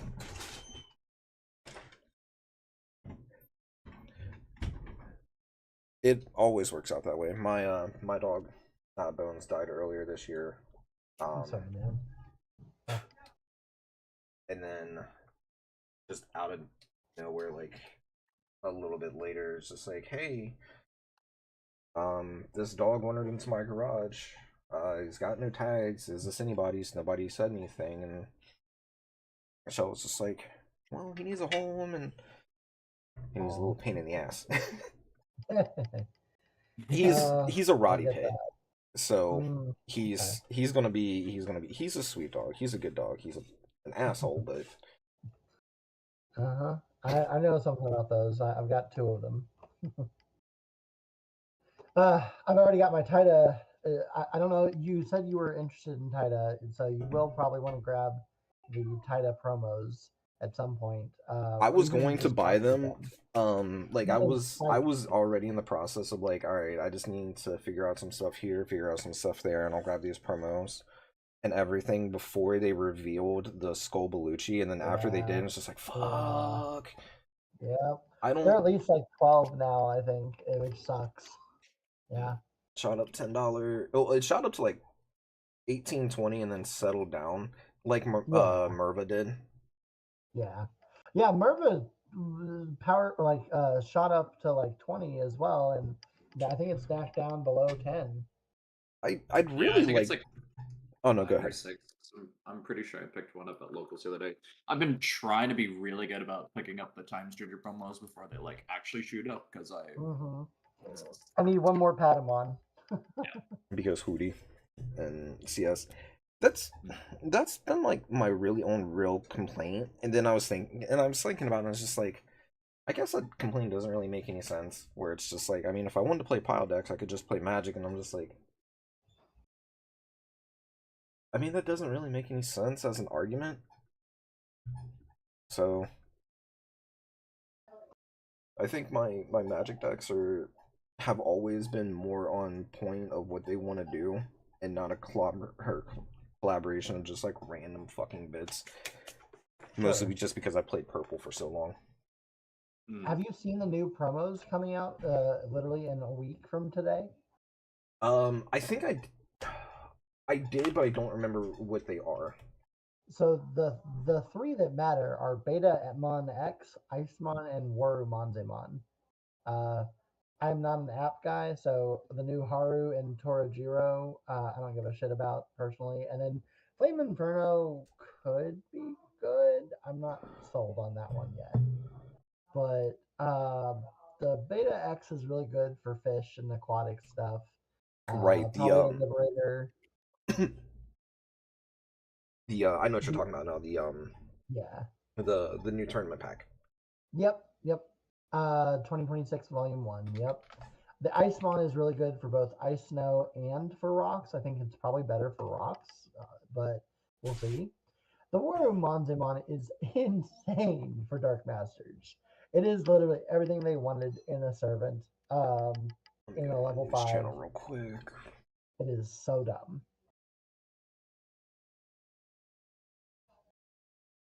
But yeah, I'm planning on getting back to more Digimon stuff, including the card game. I need a break from Time Stranger. It's just like, man, I put a lot of fucking hours into that game. Yeah. It's a good game. Like, don't get me wrong, it is a good game. Yeah. I think the DLC should be $5. Yes. Like, the DLC is fine, but it is not a $10 DLC. 20, isn't it? No, so each standalone no, it's 12. Oh, So each standalone story DLC is 12, and it's 30 if you get the season pass for it, which saves you Yeah. $6. Yep. But playing it, it's like Yeah. I get it. the story beat is fine. I see what they're going with. It's okay. There's nothing wrong with that, but for like people were saying like it's like an hour's worth of content. It's just like, man, I can clear that. Like I just going straight through it, and it's just like, no, that's a half hour. Yeah. It's a half hour worth of content, and like five or Right. six Digimon for $12. And it's just like, nah, man, that like $5, sure, $6, 7, something like that. But like once we start hitting double digits, at least like give me 2 hours worth of content. Give Right. me a gauntlet, give me an endless mode, like something that makes me like, Right. I get it. oh, I don't Barbamon, why know. do you have to be I ass? I was thoroughly impressed with Time Stranger overall, and so like that's one that I can let slide because they did things right comparatively with Pokemon. Like, I don't disagree. Like for the and most I part, get it. it's not me saying that the DLC is bad. No, I think the DLC is No. good. I think the game overall is good. Like I'm actually going to be doing a scripted um long form content for YouTube video. Very Um cool. for Time Stranger, it's gonna be my first scripted one where I actually sit down and write like, hey, Time Stranger, a few months later, now that the goggles have worn off, what was good about the game, what was bad. For the most part, the game's got a lot of good things compared to Mm-hmm. some of the older Digimon games. I could do without Mm-hmm. Navi though. Without Navi, Yeah. the Agent, oh my agent, god, agent. oh lord. Every 10 minutes, agent. uh, I I mean I get that, but you know I But don't know if I can even think defend about it, that but though. it's If still I'm saying like that is my only complaint, and that's most that's people's a only pretty complaint low about complaint. Ocarina of Yeah, Time, yeah. like that's saying something pretty good about it. Like the game is the best Digimon game within the RPG side of things. Because Yeah. the best, it's going to be subjective because you've got the sim game, which the best in that is Next Order International. Hmm. Um and then you've got the RPG side, which up to now the best game was Cyber Sleuth, Hmm. but Cyber Sleuth, the way that they handled both in Cyber Sleuth and Hacker's Memories, the way the side quests were handled, It's um, not. and My issue with the Cyber. dungeons. It was primarily the Mhm. dungeons because Yes, everything yes, looked the same. It felt like yes. it drug on. And the pathing was it felt very weird to me because Yeah. it yeah it I've only had one or two other games that have really bothered me on pathing more than Cyber Sleuth did, and that was the ones that were oh my gosh, like the it wasn't. I mean, Tui had its issues too, but no, I'm trying to think what it was. Octopath Traveler and the ones like that where they're 2D, I guess. like kind of, but also trying to be 3D. I don't know. Oh, the I don't 2D, know how to explain. 3D, the 2D HD, Yeah, 2D HD. yeah. Where you can't see the path because it's supposed to be like that you're like watching cutouts almost. No, I understand what you're saying. Yeah. I really Those like are that was Octopath, an issue and because yeah. I like the story. It just the movement system on it of getting around to place always felt like kind of wonky and threw me off. And the same thing with Cyber Sleuth. That was my big complaint. I love the story, love the gameplay. It was just the movement in the different areas, the dungeons and such. You know. oh no, absolutely. The So I feel like they fixed a lot of that with Time Stranger. It did not feel like I got stuck on like trying to move around places. Um, so I thought that was a big concern that I had going in. And then I get it what you're saying about the DLC, but like I don't know. I don't remember which version I ended up getting, but I had everything access available to me at the beginning. And if I wanted to choose the grindy route or whatever, I had that available to me. I had all the extra stuff. It felt solid. I could play it in a way that was, hey, I just feel like, enjoying the story mode, or I could play it, oh, I want a hard challenge and kind of pick choose your own adventure with that a little bit. So I no, thought no, that was really nice. I don't disagree with that. Like overall, it's for me. Overall, the game has been solid. Like Mhm. if I am looking at just um, the game alone, probably I'm trying to think. Would Time Stranger actually be my game of the year? I'm trying to think of like what new games, like new games I've played this year. Time Stranger is See, probably the one that I was like the most excited for, most hyped yeah, for, and things like that. I So it got a new probably would be console my to play game of the Time year. Stranger. Um, like my own personal game of the year, probably. Because like, Hmm. I don't know anything new that I've actually played this year. Do you Um, count Power World? if I played that, I only played that for a little bit at the beginning of the year, like early. Like we're No, I talking mean about like I don't know if that January. was this year or That was, technically I came think, out last year. last year. But Um, they're still in beta technically, so it's not actually going 1.0 until I think the beginning of next year. So oh, like fuck them. a year I'm from not now. letting them get that pass. It's not. We're not Mhm. full release yet. Fuck you. The like Baldur's Gate, like Baldur's Gate 3, good game.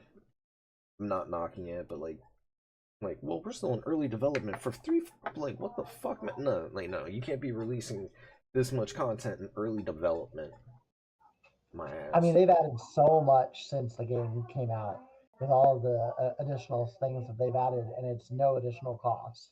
I'm I've been enjoying Power World, but I No, realize I got no problem with Power World. Power World looks fun. A little bit of it that I did play was fun. It was just finding time was sure, mostly what it was.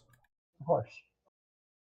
I'm trying to convince Loki here to pick it up so I have someone else to enjoy it with because I've definitely hit the point where I know I can go and explore and do the things, but it would be so much easier and so much better enjoying it with friends.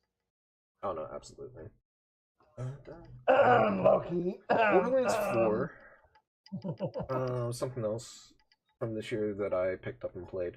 Um, I'm not, I wouldn't say that I'm biased, but it's like I'm already a big enough fan of Borderlands. Like, I'm an integrated fan. Like, Yeah, when same. people were like, oh my god, Randy Pitchford, and I was just like, Yeah. yeah, I'm not disagreeing with you guys. I'm not underplaying what you were saying. I'm not undermining what you were saying. We're just used to Uncle Randy being a crazy asshole right now at this point. Uh-huh. Uh-huh. Pretty much. Yep, you guys do your thing. I'm not telling you not to. I'm just like, fuck it. He's on it again. Somebody take his phone away. Yep. Okay, finally, I fucking found him. The Millennium on. What? That's the box topper. Shit. That is the box topper. That I gotta won't be go out further back. until, yeah. Okay, I think I found them. Warumonzimon, Demidevimon, 7th Gravitation. Wait, no. No. The, Wormonzimon. It's hold on. I'll that's the post promo. it. That is the right Warumonzimon at Yeah. least. You may play one Dark Yeah. Masters trade Digimon card from your Yeah, hand that without card's insane. paying cost. It is why I will be going to store events for the next 2 or 3 months as much as I can because I want a full playset of those.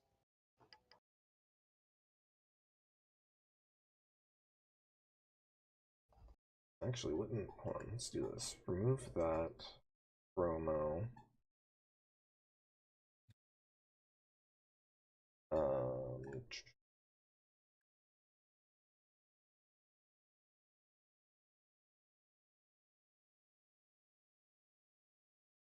if it's already sorting by card ID, what the fuck? I just posted the link in the chat. Oh, okay, cool. You won't be able to see them super well, but I mean, being able to like just see which ones they are and everything. Okay, Icemon, Warumonzimon, the 2 app kids, Flame Inferno. That's what it was. yeah. Yep.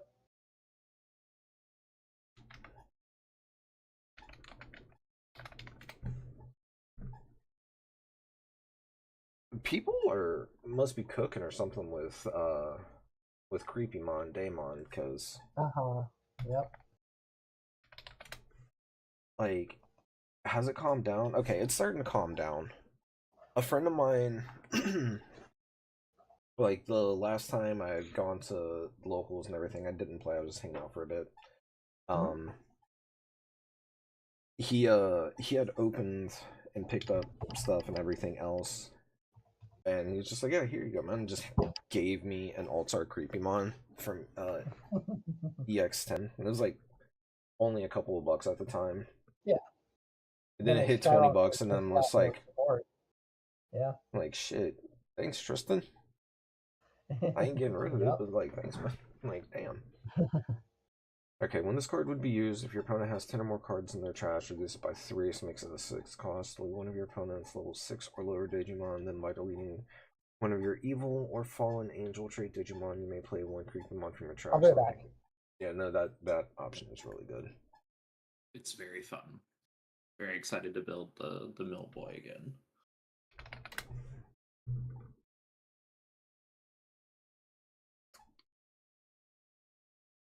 Is there any value in the old BT8 one at this point? When did you evolve in trash 2? You trash 4 or more with this effect, you may play level 5. It would only all depend on what the level 5 or lowers you could play are. I don't think it really is.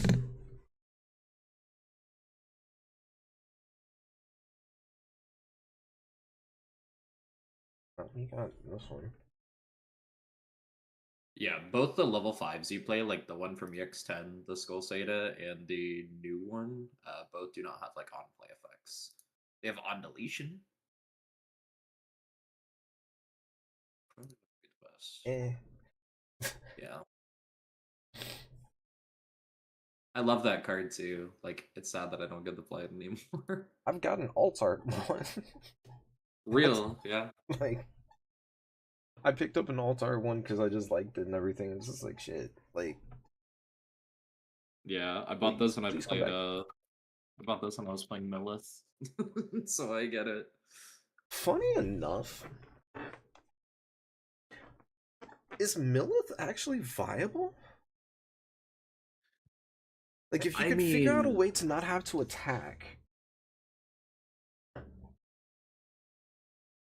I think it would be. You could potentially try just because of like how much new stuff the Grommet engine got, but It would be funny. it would. Oh, there's no value in that one at all. That's probably the wrong ratio, but see what they actually do first. If this effect didn't delete trash their deck's top 5 cards.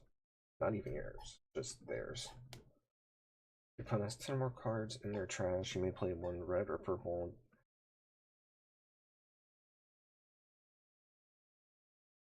Oh, the breeding area.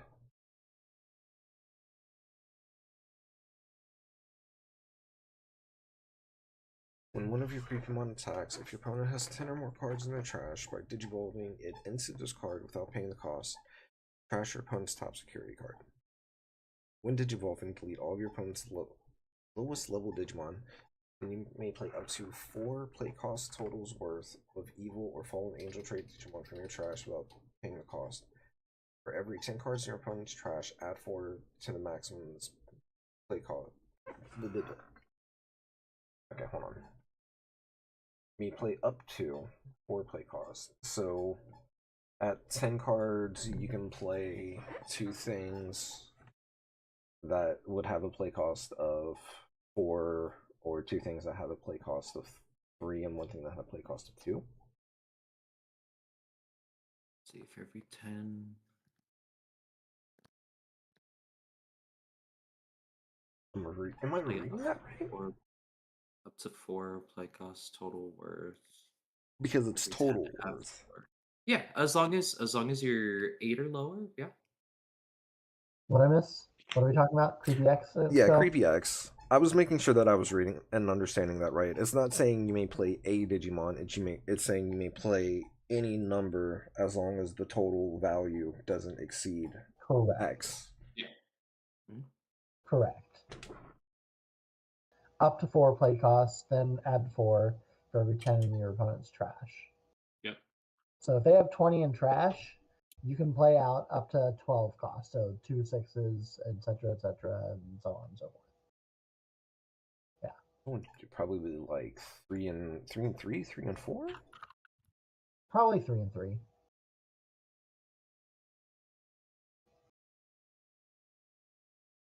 And then they have a lot of other pieces that they're getting in. I don't know, because like how Flame Inferno is.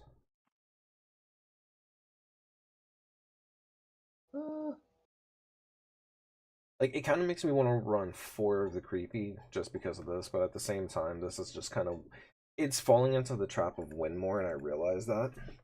So that's probably like year 2 of or year 3 of. Yeah. No, that seems reasonable. It's just it's your Biting Crush is how I'm looking at it. Except Biting Crush is always Biting Crush is, in my opinion, if you're playing like a pure Levia or as close to pure Levia, Biting Crush is play the full fucking set, because it doesn't matter like, oh, a Biting Crush gets triggered in security, let me use it. Oh no, I don't have a Leviamon. Okay, then pitch a 7th Lightning, pitch a Levia X, get your ship set up. Right. Because eventually you will find it. But this is just like, hey, do you want to close out the game and just... Here you go. What's 7th Grab do again? Which one? The other one. The other option. Not Flame Inferno. 7th Gravitation or Graviton. Let's see. Creepy X. By returning. Why does he look more like a... He looks more like a Kamen Rider villain in this. When any of your Digimon evolve into Creepymon X, by returning I wouldn't run more than 2 of this. I think you could get away with 3 Flame Inferno, but I wouldn't go more than 1 or 2 of this, I feel like. Yeah, both of them are like, their effects are like, hey, this is pretty good, but it's also very situational in use. Yep. Yeah. I think you could get away with 3 Flame Inferno, but I don't know that you need more than 1 or 2. I mean, let's be honest, you're playing like most likely. Yeah, probably, yeah. Are we using dark animals? Are we using squids? Are we using something else? I want to see what the line, like, what it naturally wants to do first. But I mean, the Gil engine is probably the better engine to run still. Yeah, Like, there is the just to be Gil engine honest, as like well. full Yeah. honesty and transparency, the Gil engine is probably the better engine to play.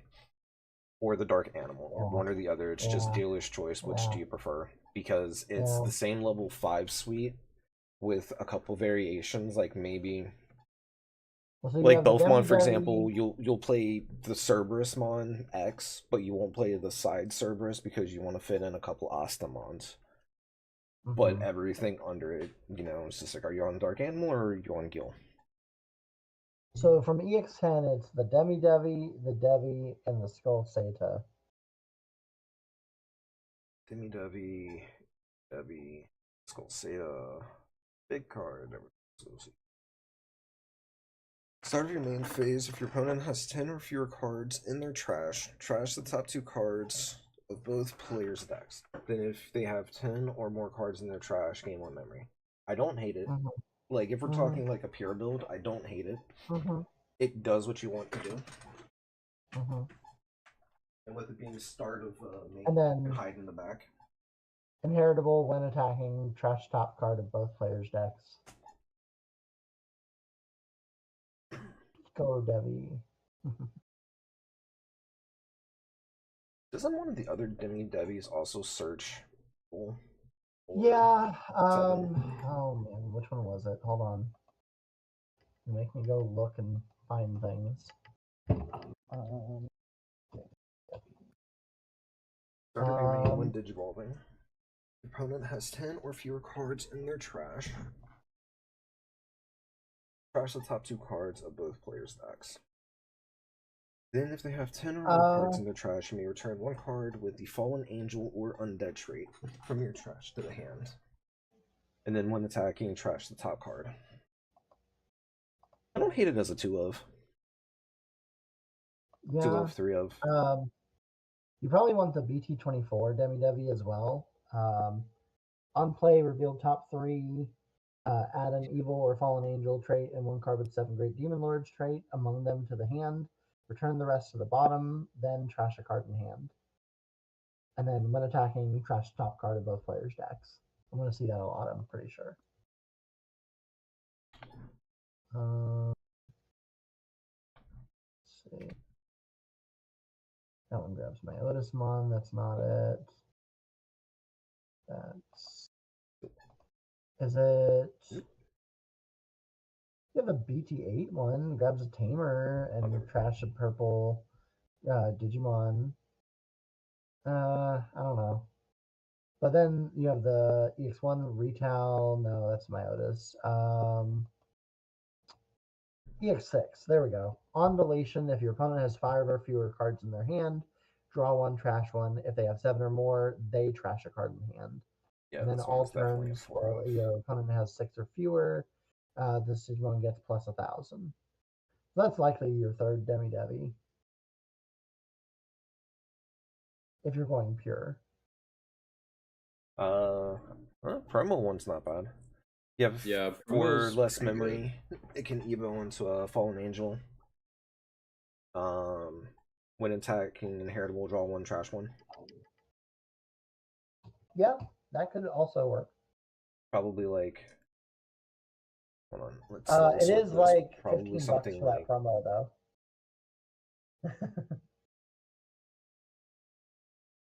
probably something like this though. 433. That puts you up to 10. That gets you 10 rookies right there. Yeah. I mean, I still think the EX6 one might be worth putting in. Where's the X61? That's EX8. It's the... There we go. If your opponent has 5 or fewer cards in their hand, draw 1, trash 1.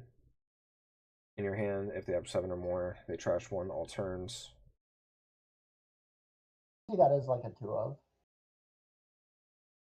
For what are we at? 4, You're 10. 7, 10, 11, 12? Yeah. Yeah. It's a starting point. We can always change it later. True. Sometimes it's not bad going back to like old deck building habits of like the 12, 13 rookies, Yeah. 10 champions. Devimon. Oh shit! There is something funny you can run in this then. What's up? Neo Devimon BT4. Yep. Yeah. What was that about Yeah, it being your turn? Like, hey, doesn't Hootie want to loop a tamer? It does. It does very much want to suspend tamers. Neo Devi would be pretty cracked. If it can, the problem is getting it to survive through the negative DP. Yeah. But Always the trick. on play when digivolving, if your opponent has 5 or fewer cards in their hand, delete one of your opponent's level 4 lowers. If they have 7 or more, they trash one. On deletion, play a Don Devi. That stands support. Yeah, I mean, your it's opponent may good, trash.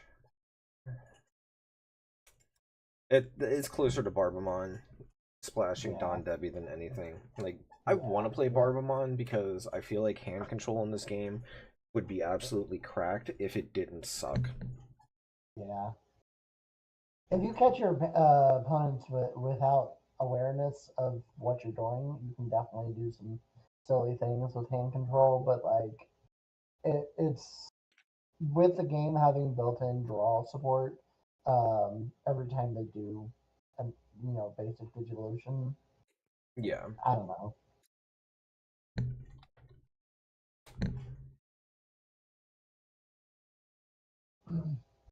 Um, I you might just look at the Time Stranger stuff to see where that is as well, because I think it'll have the whole line for him in there too. All right, BT24. Yeah. I didn't think about that. Clear those and yep. We just want purple. I will say, with the Ogre Brothers, I like how they all have the rules trait of being demon. It's just like, all right, cool. So yeah, Tide is the first deck I'm planning on building come BT24. And I really like the heavy metal support. The indirect, but also kind of intentional. Oh no, this is absolutely intentional because has evil trait, and that's everything. Like, it's evil Dark Dragon and evil Dragon. It's just like, oh yeah, no, I get to play more of that stupid bullshit. Yep. Okay. I think it was Vilemon. I think so. Vile and Skullsata. Yeah. When moving, when digivolving, trash one card in your hand. Then your opponent may trash one card in their hand. If your opponent didn't trash with this effect, trash the top 2 cards of your opponent's deck. While your opponent has 10 or more cards in their trash, this Digimon gains blocker and 2000 DP. When attacking, trash the top card of both players. Yep. I think it's like that Devi. Mill out is a lot, so I think that's still worth putting in some degree. Well, looking at it like this, like if you're in like, I opened one of these and some of these, like I open this, I can Evo in the back, have an on play. Maybe I have this in hand, maybe this is the thing that I have to grab. Like, if it's going second and was past the 3, Evo over this in the back to have, like, hey, when I move up, you're gonna either trash a card or we're getting this party started. I don't hate it. I don't hate it at all. When moving feels like it's gonna be real strong. Oh, when moving, I mean, I told you with the Sequoia thing, the fact that you can't. So, Digimon Emperor loses a lot of effectiveness into Sequoia because they have the when moving on the Cubimon. Yeah, you can't play out your Rikas for free, but I just get to come up and search and then kill you. So, like, when moving is a hell of a drug. It is a very powerful effect. Yeah, it is. When digivolving on deletion, if your opponent has 10 or fewer cards in their trash, trash the top 3 cards of both players' decks. Then if your opponent has 10 or more cards in their trash, You may play one level 4 or lower evil or fallen angel trait. God damn it. Also has the trait.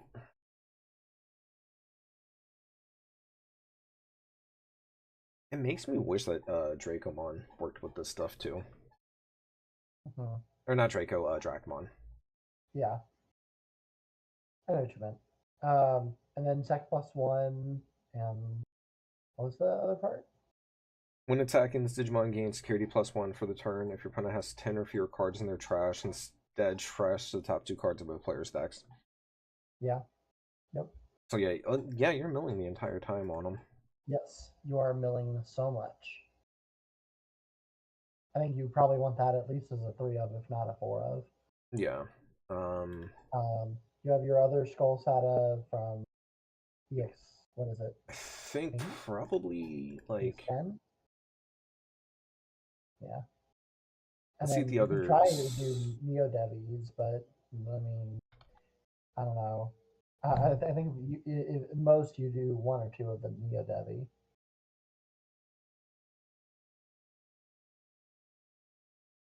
That lets you return. That's not I bad. don't hate the inheritable mostly is what it is.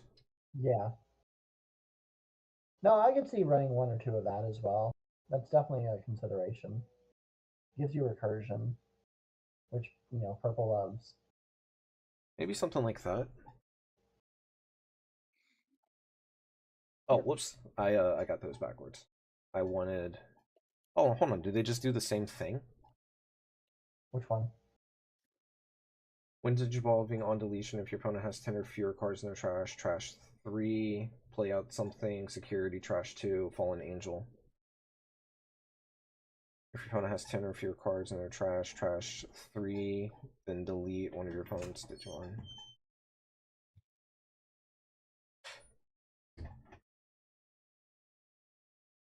Yeah, no, I think I want the pop one more than I want the recursion one, but I definitely want 3 of the recursion.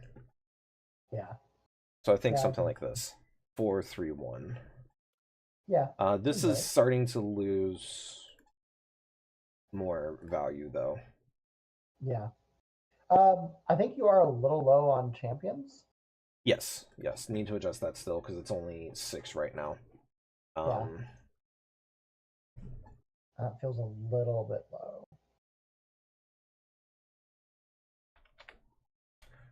Let's look in the evil category real quick. One sec. Evil level 4. That gives.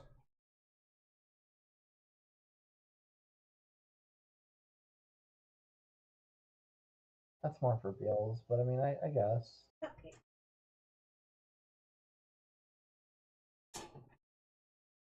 Okay. Oh, I couldn't remember what it did. I needed to read it. That's mostly what it was. This does not recur the way it would. Good. Okay. I think it's back to Devimon. Mostly. You probably have to do Fallen Angel. Or yeah, Devi. Yeah.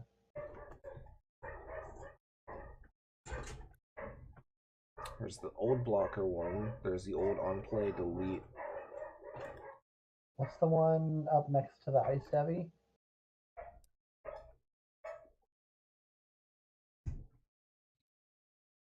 Yeah, It's that one. the hand control one for Barbamon.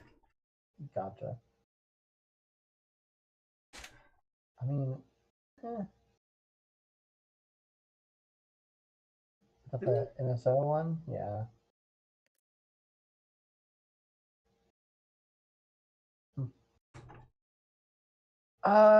Unfortunately, it That's does the look like I'm going to have to step out. I need to get a few things done before folks are coming over.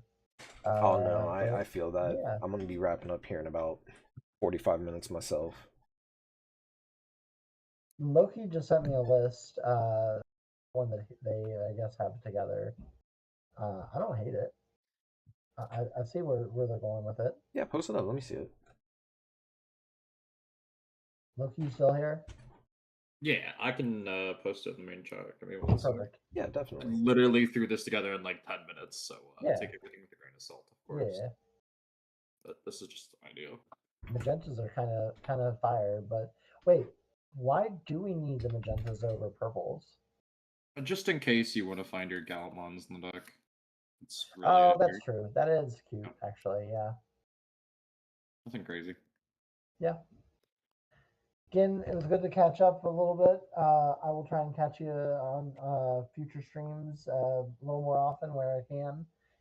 But if you're ever feeling like you want to get some games in webcam or something, you know where to find me. You know how to reach me.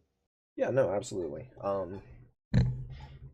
The stream time currently is getting adjusted because I have to be like, unlike before where I could do in the mornings and everything, I now have to be free in the mornings into the afternoons. So it's stream time is usually now around 3 to 4 Eastern Standard, and I think in the new year, like I'm gonna close out this year like trying to wrap up stuff from the backlog and things like that. But I think in the new year I'm gonna get back to the Digi TCG and some of the other things with it, because Oh yeah.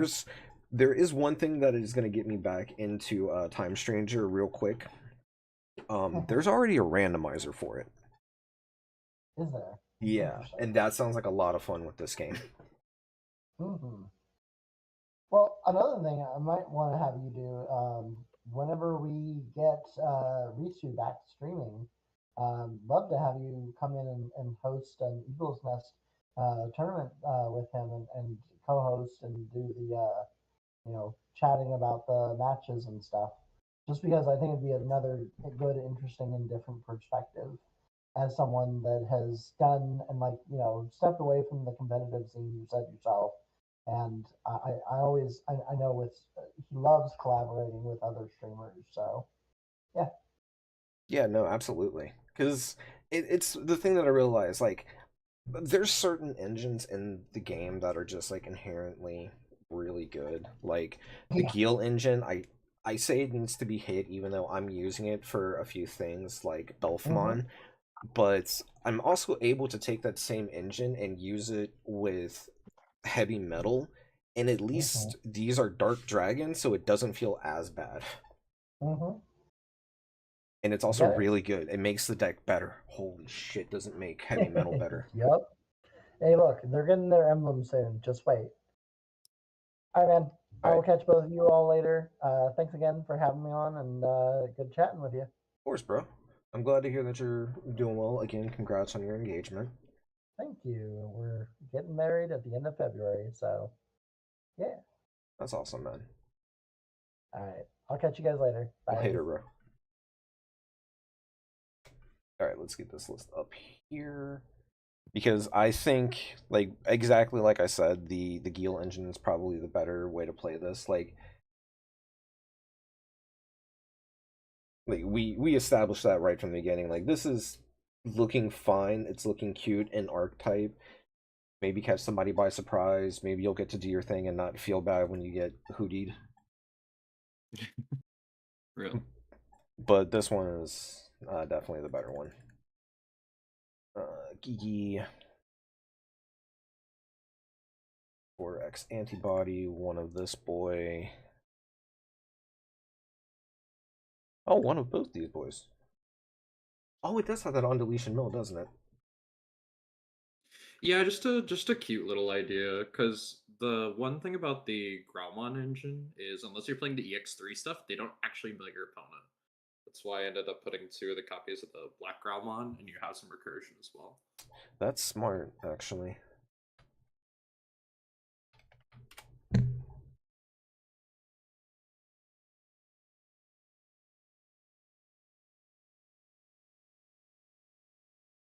I need to go this way, don't I?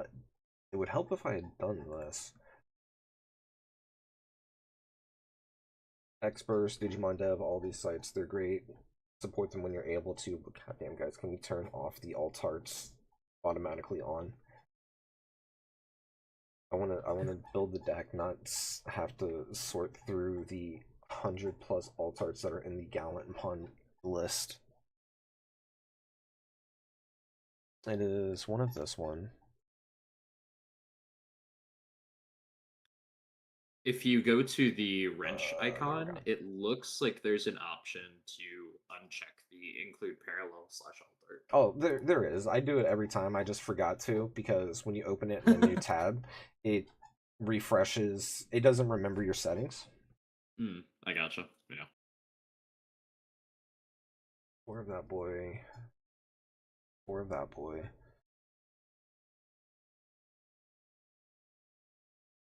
Where's the one that looks like he's trying to throw a Hadouken? There he is.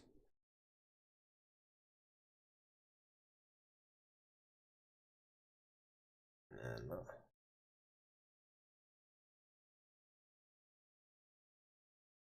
is that the yeah? That's the BT-13.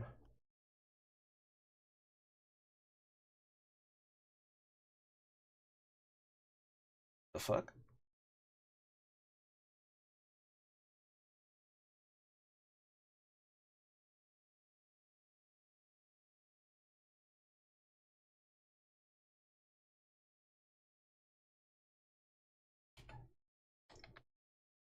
I just want to see something real quick.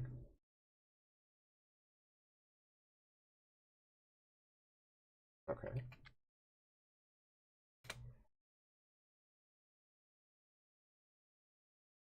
Why the fuck? Oh, because I'm a dumbass. That's why.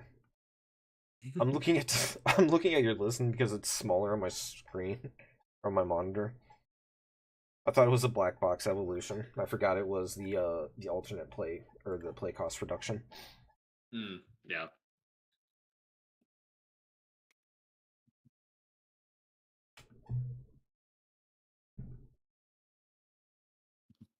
You could also potentially kick around the idea of running the EX3 Wargar on the list. I just wanted to be cute and focus on being able to delete the level 5 with the option to play Creepy from Trash. So that'd be a fun idea.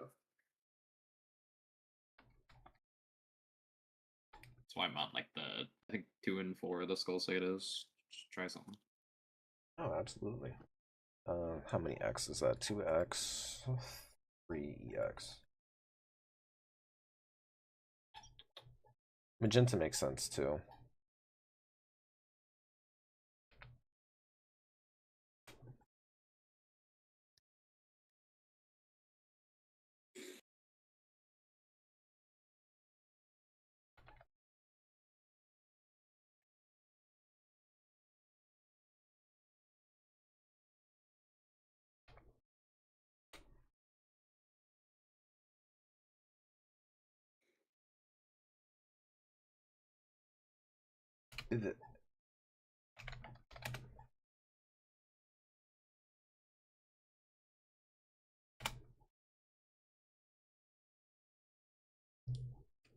What did I skip somewhere?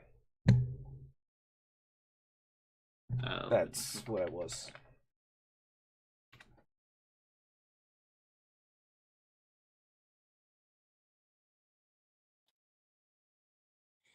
There we go. But I want to see, is there anything?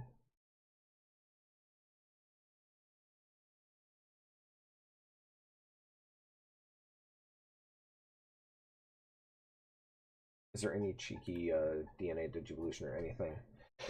Xenomillennium is actually kind of funny, but there's no way to get like a composite by deleting one of your tokens or other composite trait Digimon. Like it would be funny, but it doesn't play a composite. There's no composite that doesn't make a token. This doesn't DNA and doesn't do shit for it. Yeah.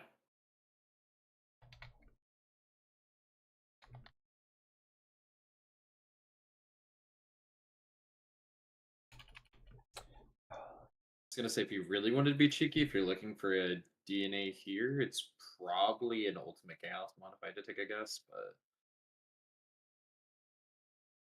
just because I know it's definitely like purple, black, yellow. I don't think it has red though. There we go.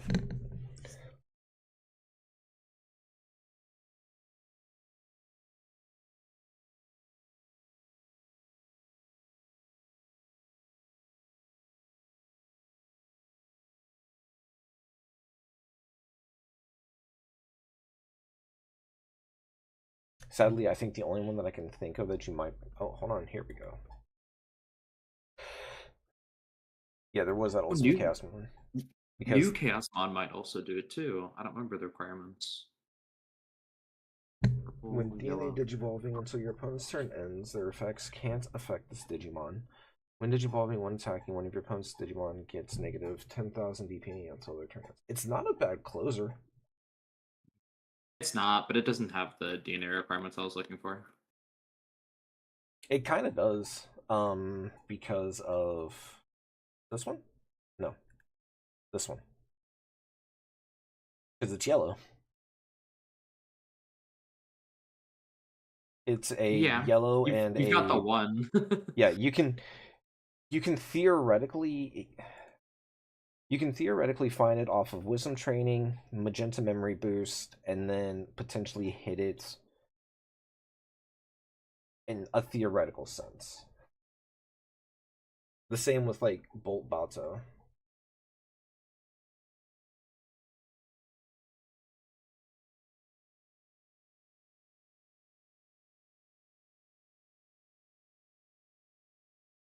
Actually, Bolt Batsu is kind of funny.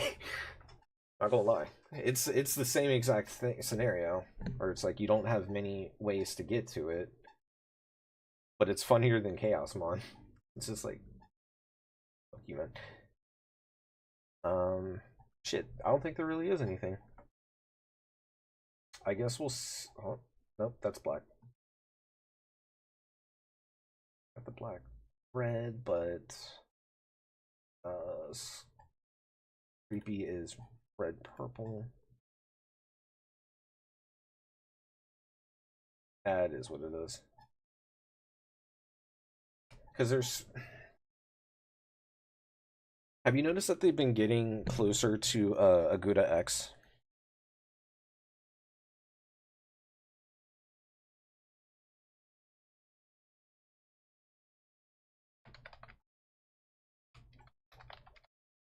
Sorry, I had to take a phone call real quick. Yeah, because we just got the Diaboro X that's coming out in BT24, which I believe with the Creepymon is like the last one we need to make lore accurate Agudo X. Yep. So, lore accurate Agudo X is Digimon Chronicles. I think it was Digimon Chronicles X or something like that. I don't know. It's one of those ones that like you hear about it, you can find stuff and information for it, a rough story synopsis, but it's really hard to find the source material. Um, basically, Dio over here, over heaven, got the idea and the plan to take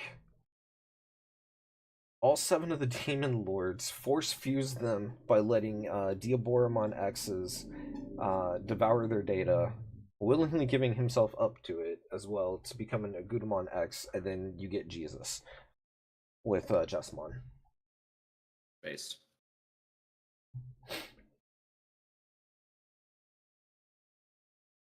Like, Digimon lore is so fucking all over the place. Like, it is. Death battles are fun to watch and talk about and things like that. But like some people get real hard into it with like power scaling and everything else, and it's just like what you need then is just Digimon death battles. Have at it. Because there's this little asshole that's just a champion that can apparently stop time. And he is a weaker one. Like, I'm sorry, what? He can stop time. But he's weak? Yeah, I'm not gonna lie. Aegio hardly put in the work on my team. He kind of. Oh no, I'm talking about Clockmon. Oh, I was like, I figured it's Aegio. No, I was talking about Clockmon. Fair. And the fact that I can go, there's a champion that can mess with time, and he's weak, and it mean multiple different Digimon is funny because it's like power scaling.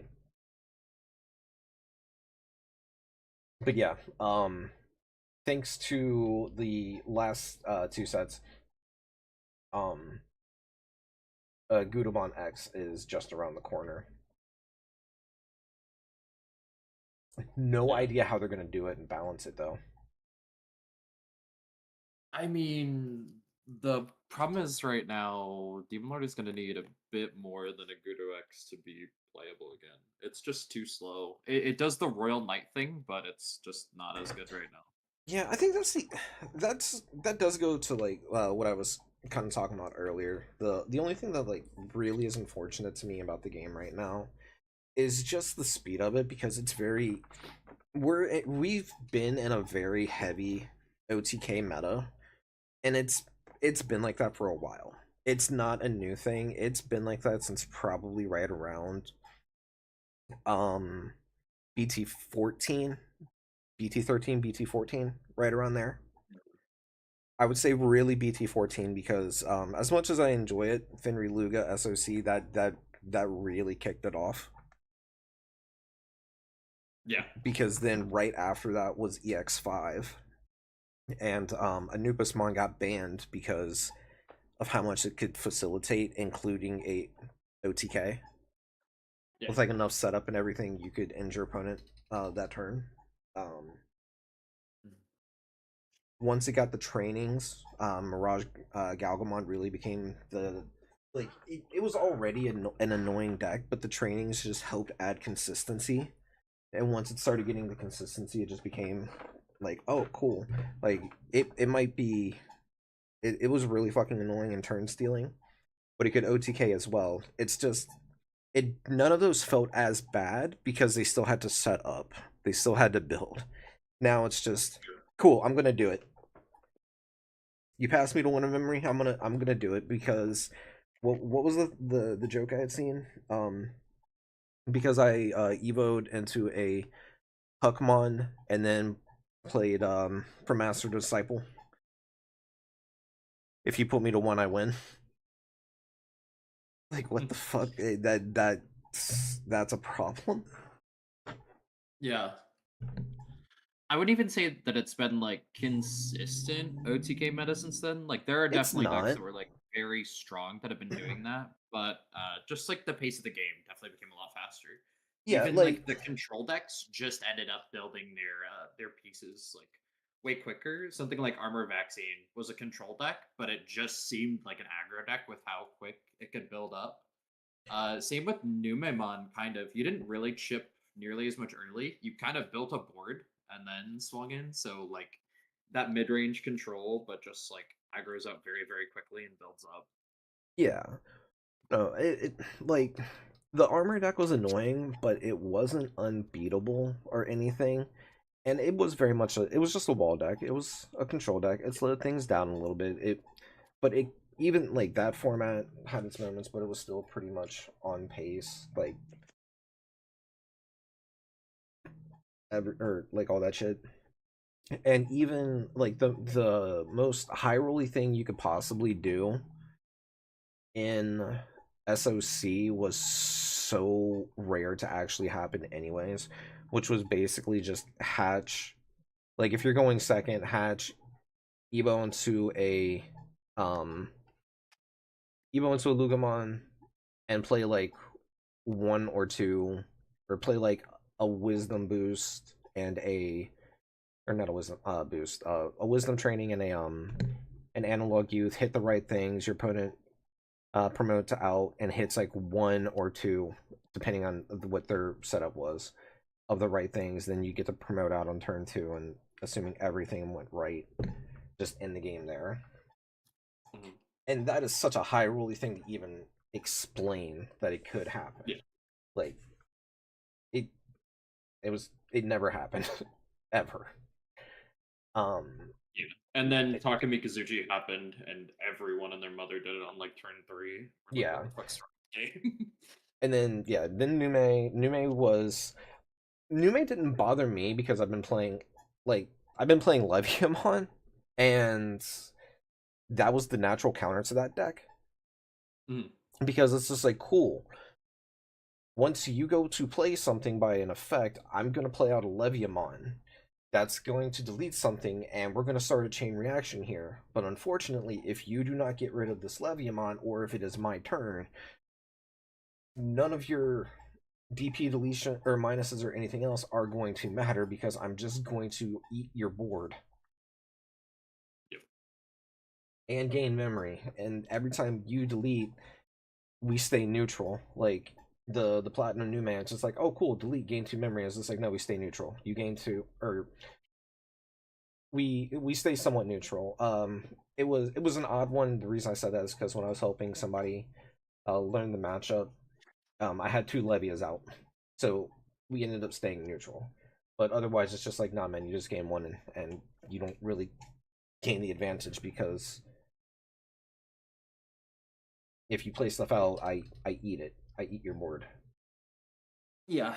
But that was the only deck that was really consistently able to do that. And at the time, because Anubis was put to 1, people really weren't looking at like Levia itself as like the deck and everything. It was right after Nume got hit that people were just like, oh shit, Levia is actually really good. Yeah. We just realized it a meta late, that's all. Right. That, and I remember this was kind of funny. So at the regional I played, it was during the New Moon format. I think it was like Easy to happen when you have multiple two digital after worlds. beat 16. Yeah. It was in Illinois where I live, and the guy that either won or got top 8 was playing Purple Slam Machine, and that deck hadn't been seen before. And everyone looked at it after the event, and they're like, ah, so Nume can't out this because they just DP minus everything, and EX1 Machine can't be DP minus. So I remember they that have deck. to try to out it on the Warrior Manzai. Yeah, it was very funny. Yeah, I remember that deck. That deck was pretty funny. Yeah, that deck got me to play Machine for a while, and like really made me enjoy it. It was very fun. Although I will say, into every other deck in the format, kind of shit bricks, but it is what it is. I did tell my partners, speaking of Machine, I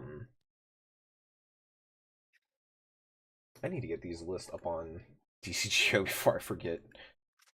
Whoops. But yeah, I was talking with them, and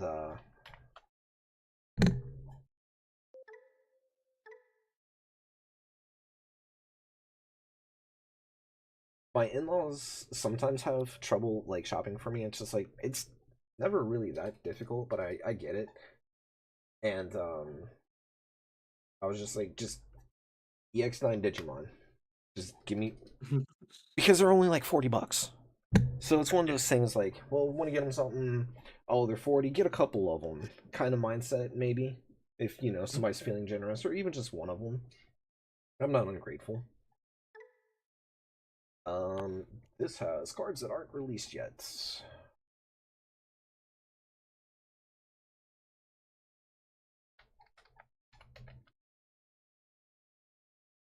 Nope, that's not how you spell that. There we go. Just remember it there, and then I need to grab the other list as well.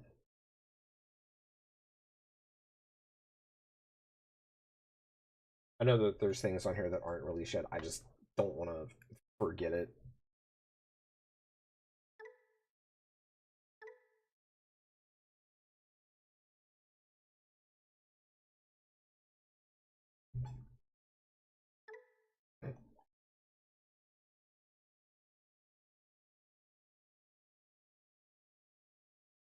But yeah, no.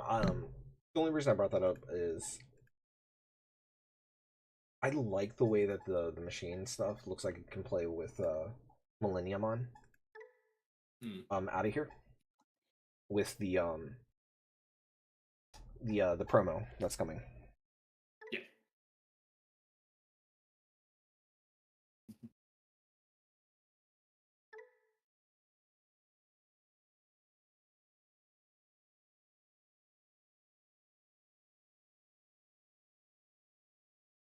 All right, there.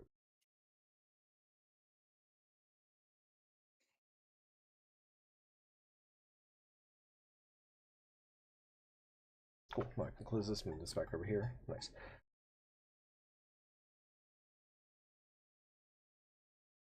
Library, that's what I needed.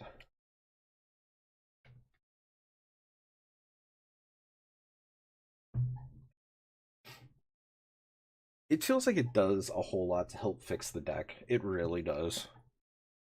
And it is something that I'm starting to feel a little disheartened by, though, because it's like, it's kind of like Vanguard in a way, where needing a promo to fix a deck, but at least unlike them, the promos for the most part, outside of a few exceptions, haven't really been too much of an issue in this game. Like the biggest problems have been like usually right around like nationals, and when it was like a one print, we don't know when the other print is coming. Like once, like even Shadramon chilled out, if I recall. Finally, A little bit. because I think I got rid of. I think I picked mine up relatively cheap, and then when I stopped playing, I got rid of them for like 35, 40 a piece.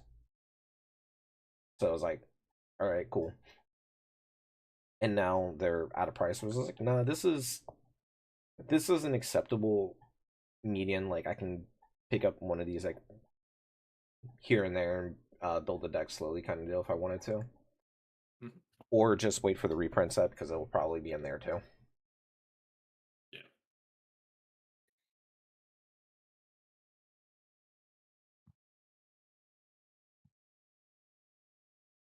Big if, but if Bandai was smart. Real. Alright, delete this real quick. Rid of that promo. What promos have released that we desperately need them to be more of in that reprint set? The Mint Boosts and the Scrambles have, and the trainings, they feel fine. I don't think there's been an issue with those. Because Dual boost could be good, the first set. Just because like they're harder to get at this point. which ones? Like the The dual Sapia. boost from the first set. Oh yeah, the like first the Wisteria and Sapia and those. Yeah, they've been creeping up over time. Yeah, I see it. Like, let's actually just go to this. Because I haven't looked at anything out of this in a hot minute.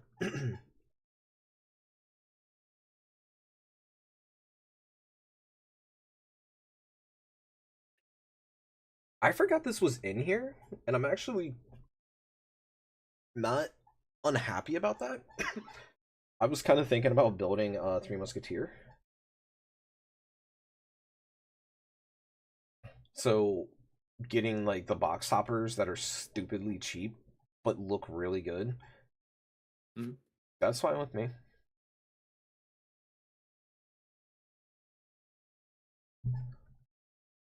Which ones have been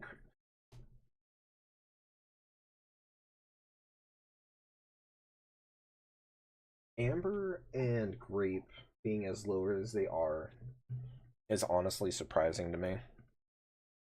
Yeah, the Wisteria and the Garnet used to be up quite a bit a while ago. They were anywhere from like 10 and up. The other ones have been relatively chill around like $3 though. Yeah, I see it spiking here and And everything. Grape's just not played, so.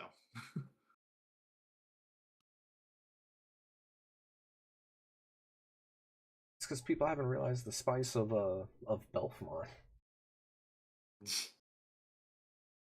can play some really funny things with Belfmont and Grape.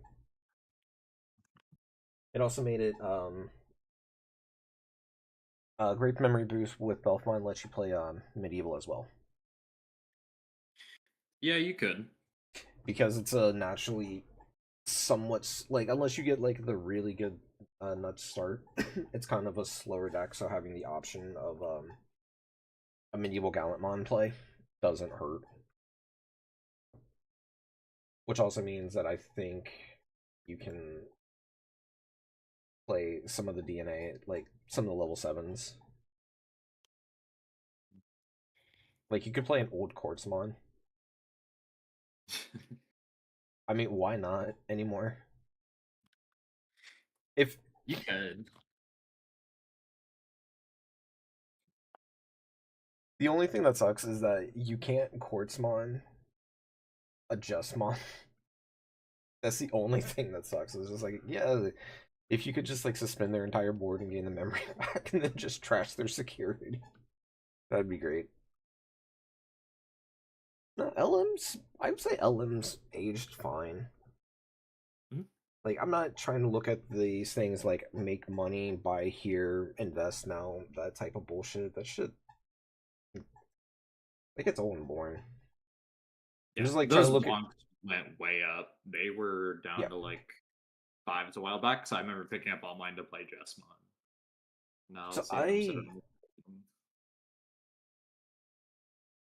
I remember getting one of these at launch. I opened it. I think I got rid of them when they were like at launch. I believe they were around like 18 or 20. Hold on. Yeah. Yeah. That's crazy. They just so here's where they were a year ago when they launched, and here they fucking used. It's lit. They made an awkward ass W. Hmm. I think my favorite part about this is you don't even play that many copies if you play it. Like I'm on one. All right, I wanted to look at these. Just because the new Blanc's so good.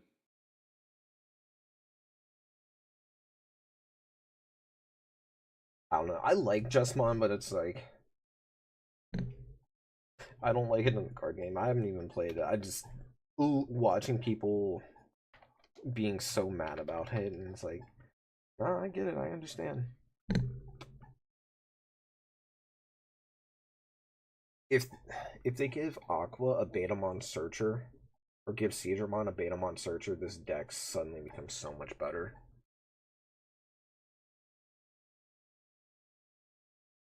Because then, like, theoretically, if there was one that was like that,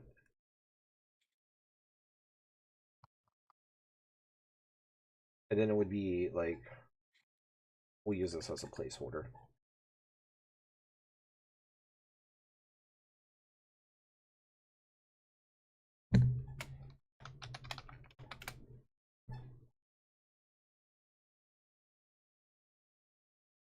I just want a good Caesarmon deck, that's all. And I'm almost there.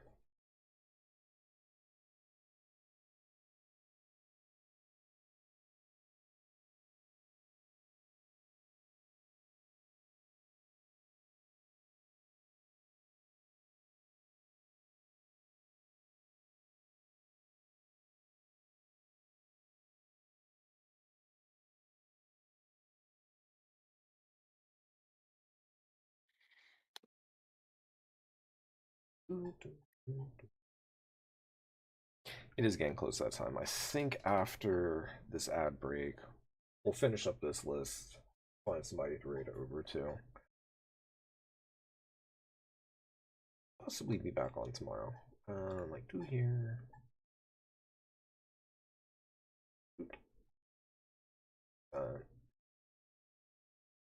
Early 1, 2, 3, 4. That does open up pro form.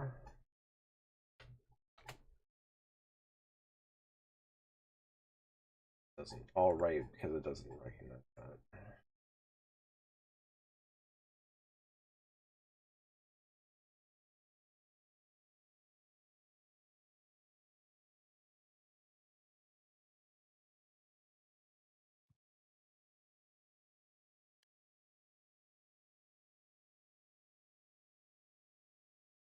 Welcome back from the ads, y'all.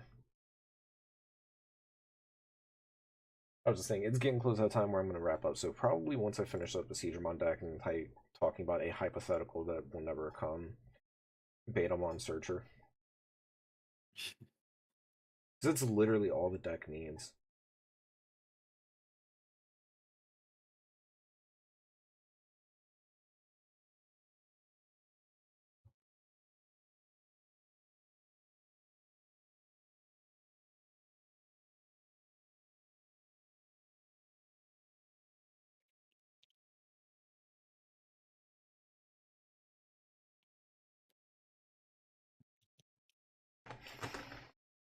One, two, three, something like that. something similar to this. I kind of toolboxy with the level 5s. X is really good. Yeah, all the Mega Cs they've printed lately are like so good. Being able to like unsuspend shit's really strong. Yeah. They're fun. Well, Skull Siege is funny because it lets you do it lets you do like protoform, like soft protoform loops into Rush Seedra Yeah. because of the on deletion.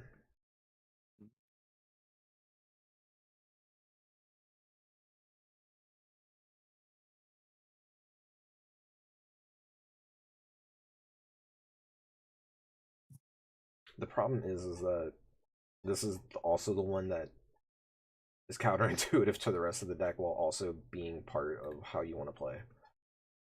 Yeah. Mostly because like that on deletion. It's like Halugamon. Like you want to play it because the effect is really good, but at the same time it's just like, man, I don't want to reset my board. But if you can reset your board into a combo state. On play when digivolving, unsuspend, stun something. And then it's got the unsuspend as well.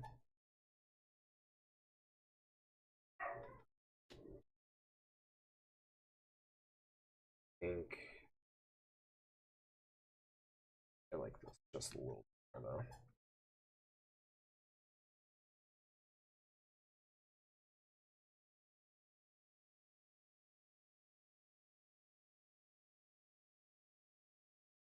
What's been funny to me though with it is hold on, let me find it. Because a friend of mine told me to stop. I think he stopped that.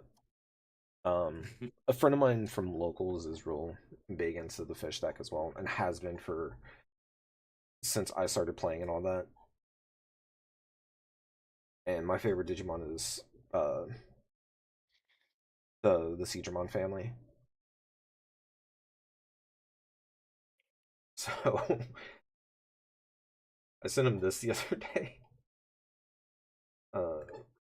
Builder. It's just missing the Gigimon. It's just like, yeah, this engine's kind of a problem. Just a little bit.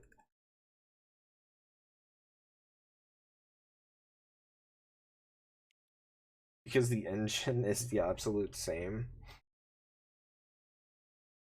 I think I'm a little bit heavier on like the BT5 Gil, which that can be adjusted and all that, but you got the Gilmon bottom line, you've got the 4 Crowl X, and then a Seedra X. Because Cerberusmon, or then the Ultimates being Cerberusmon Werewolf Mode and Skull Seedramon being the reason for the Seedramon. Just a way to play like Metal Seedramon, Leviamon X Antibody, and Aegistramon together. It's like, this is funny. It'll do the thing like one time and make somebody go make a Reddit post about how something like Cerberusmon Werewolf Mode from BT17 needs to be put to 1. True. And then never do anything again. It'll win the moral victory. So real for that. But like, legitimately, all joking aside, just the way that the Gil engine naturally works, like going like, hey, I'm gonna piggyback, so I'll go Gigimon into BT5, Gilmon. I'll go or promote out, go into the Gil X, do this combo, end up on a Cerberusmon Werewolf mode. I played out this from sources, so oh cool, it got deleted because of mandatory effects from Digivolutions and shit. On opponent's turn, gain a memory, swing, go into Metal Seedramon Ace, de-digivolve, and all that something. Seems pretty good. Or what's really stupid is the Gil combo.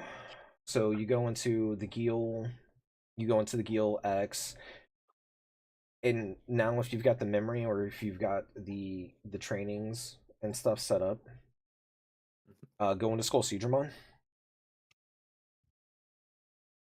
So when you swing, if you delete insecurity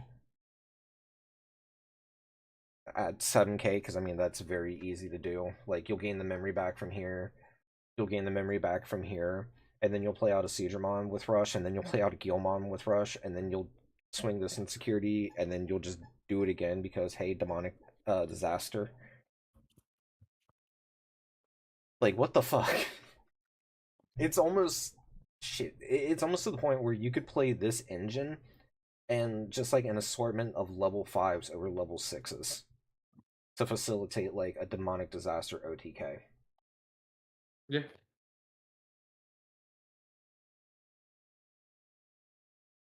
That shit's kind of goofy.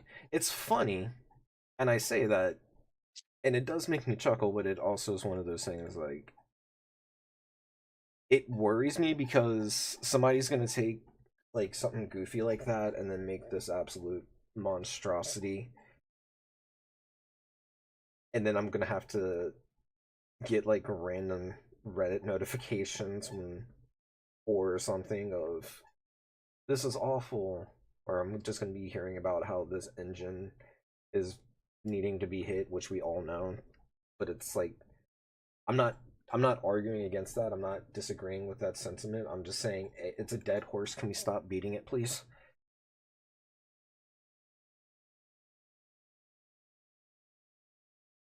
Like even because that's something I was saying to Shigeru when he was here earlier, when we were first chatting. Um, I do not disagree at all, even with the current meta being what it is with like Hootie and CS and all that stuff. That this engine is still incredibly strong and needs to be hit in some way that is more impactful than this to one and the other Growlmon's one, which is probably like just put the Growl X to one. Does that balance it out? Yeah. I mean that's what we were expecting them to do in the first place. Everyone was like, why did we hit the EX3 Growlmon? Like Yeah, because this is the one that facilitates the entire loop. Yep. Because if you hit that to one and you do it with a stack with Gigimon, maybe you get to do it once more. So Sure. like maybe you get to do the combo like once more, but like that's a lot better than going cool, since I promoted out and I'm in just the right position with just the right memory, I'm just gonna loop. Like I said, like even this funny haha deck is just like cool, I'm just gonna proceed to now loop Seedramon and or rush Seedramon and rush Gilmon for game. I'm sorry, can you repeat that sentence? But instead replace these with like better cards in the current meta, and then it's just like, yeah, so I'm just gonna loop these with Cerberusmon X Antibody, Right. and because of Demonic Disaster, I'll get a couple extra checks in to keep setting up.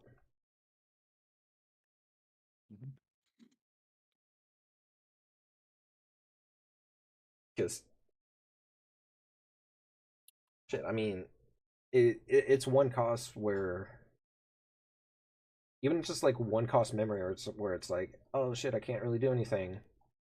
Like I can't keep extending my board out wide enough to do the thing. Anyways, this has got that effect, and there's a protoform in the sources plus this. I'm just gonna go ahead and demonic disaster for one.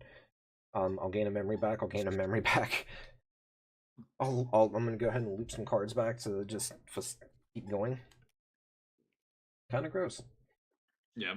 You can even be really cheeky and still play the Cerb X in here because it can go over werewolf mode. It's Cerberus without X antibody. But it's a different name. It does. Yeah. X antibody doesn't say Cerberus in name. It's specifically. It's Here, I'll pull it up and show. Cerberus spawned a name without X antibody trait. Does it say in name?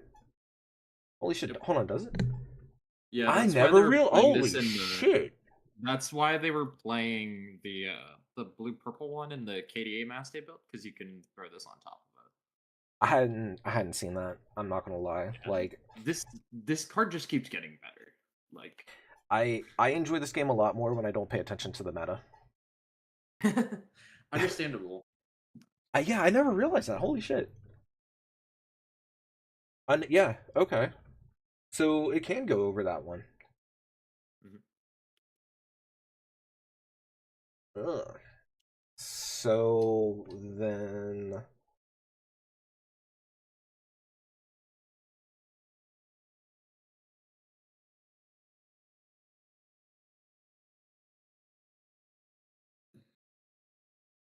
Let me do something real quick.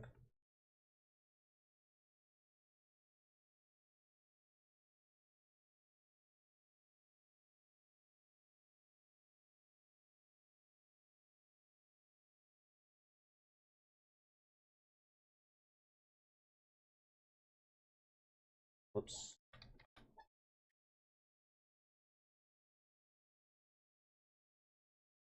Yeah, I'll find it eventually.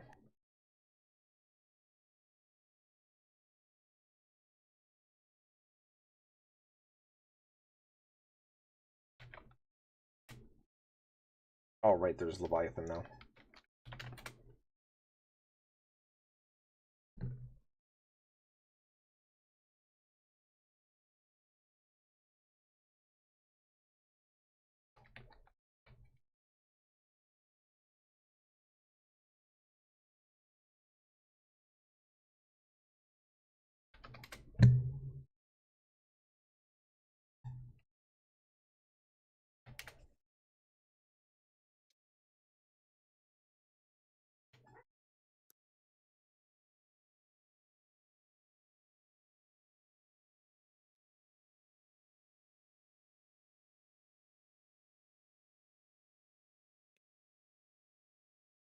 I'm trying to think of what is more prevalent right now. Memory gain outside of Tamer or cost reduction.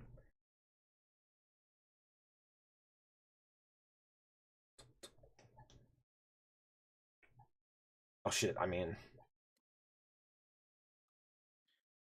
It's actually kind of funny.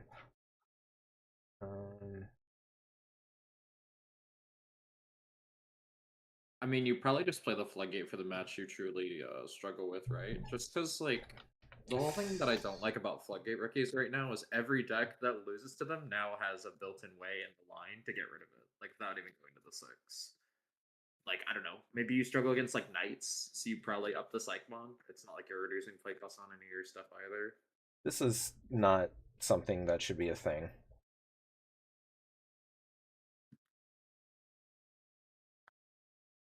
True.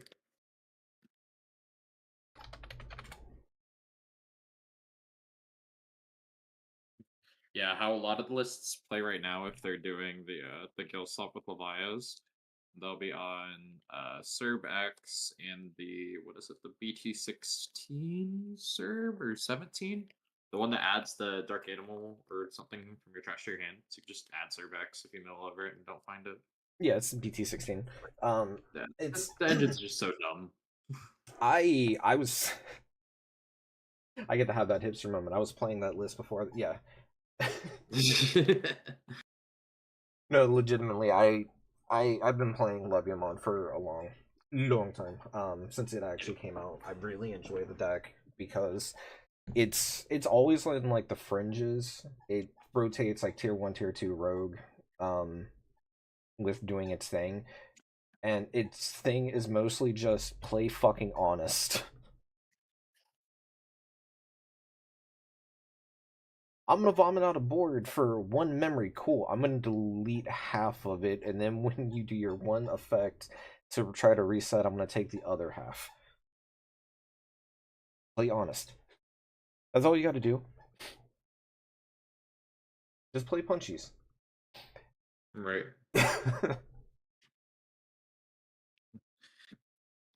Yeah, I definitely do think the deck struggles trying to play that way anymore, just because of stuff like Huddy basically just not letting you keep like a single big body on board. Like it's hard enough to keep a mega out against them. The Surbex with Protoform under it like almost never survives. You just bank on getting the source back and try to build up and like actually hard Evo to Leviat, probably just do the TK with Leviax to Surger, then give your one guy the rush to swing.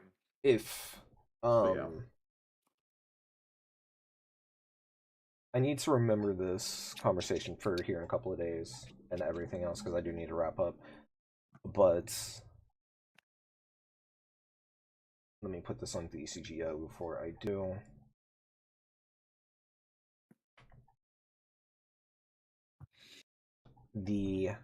So I'm actually gonna cut it here for YouTube. YouTube, we'll see you later.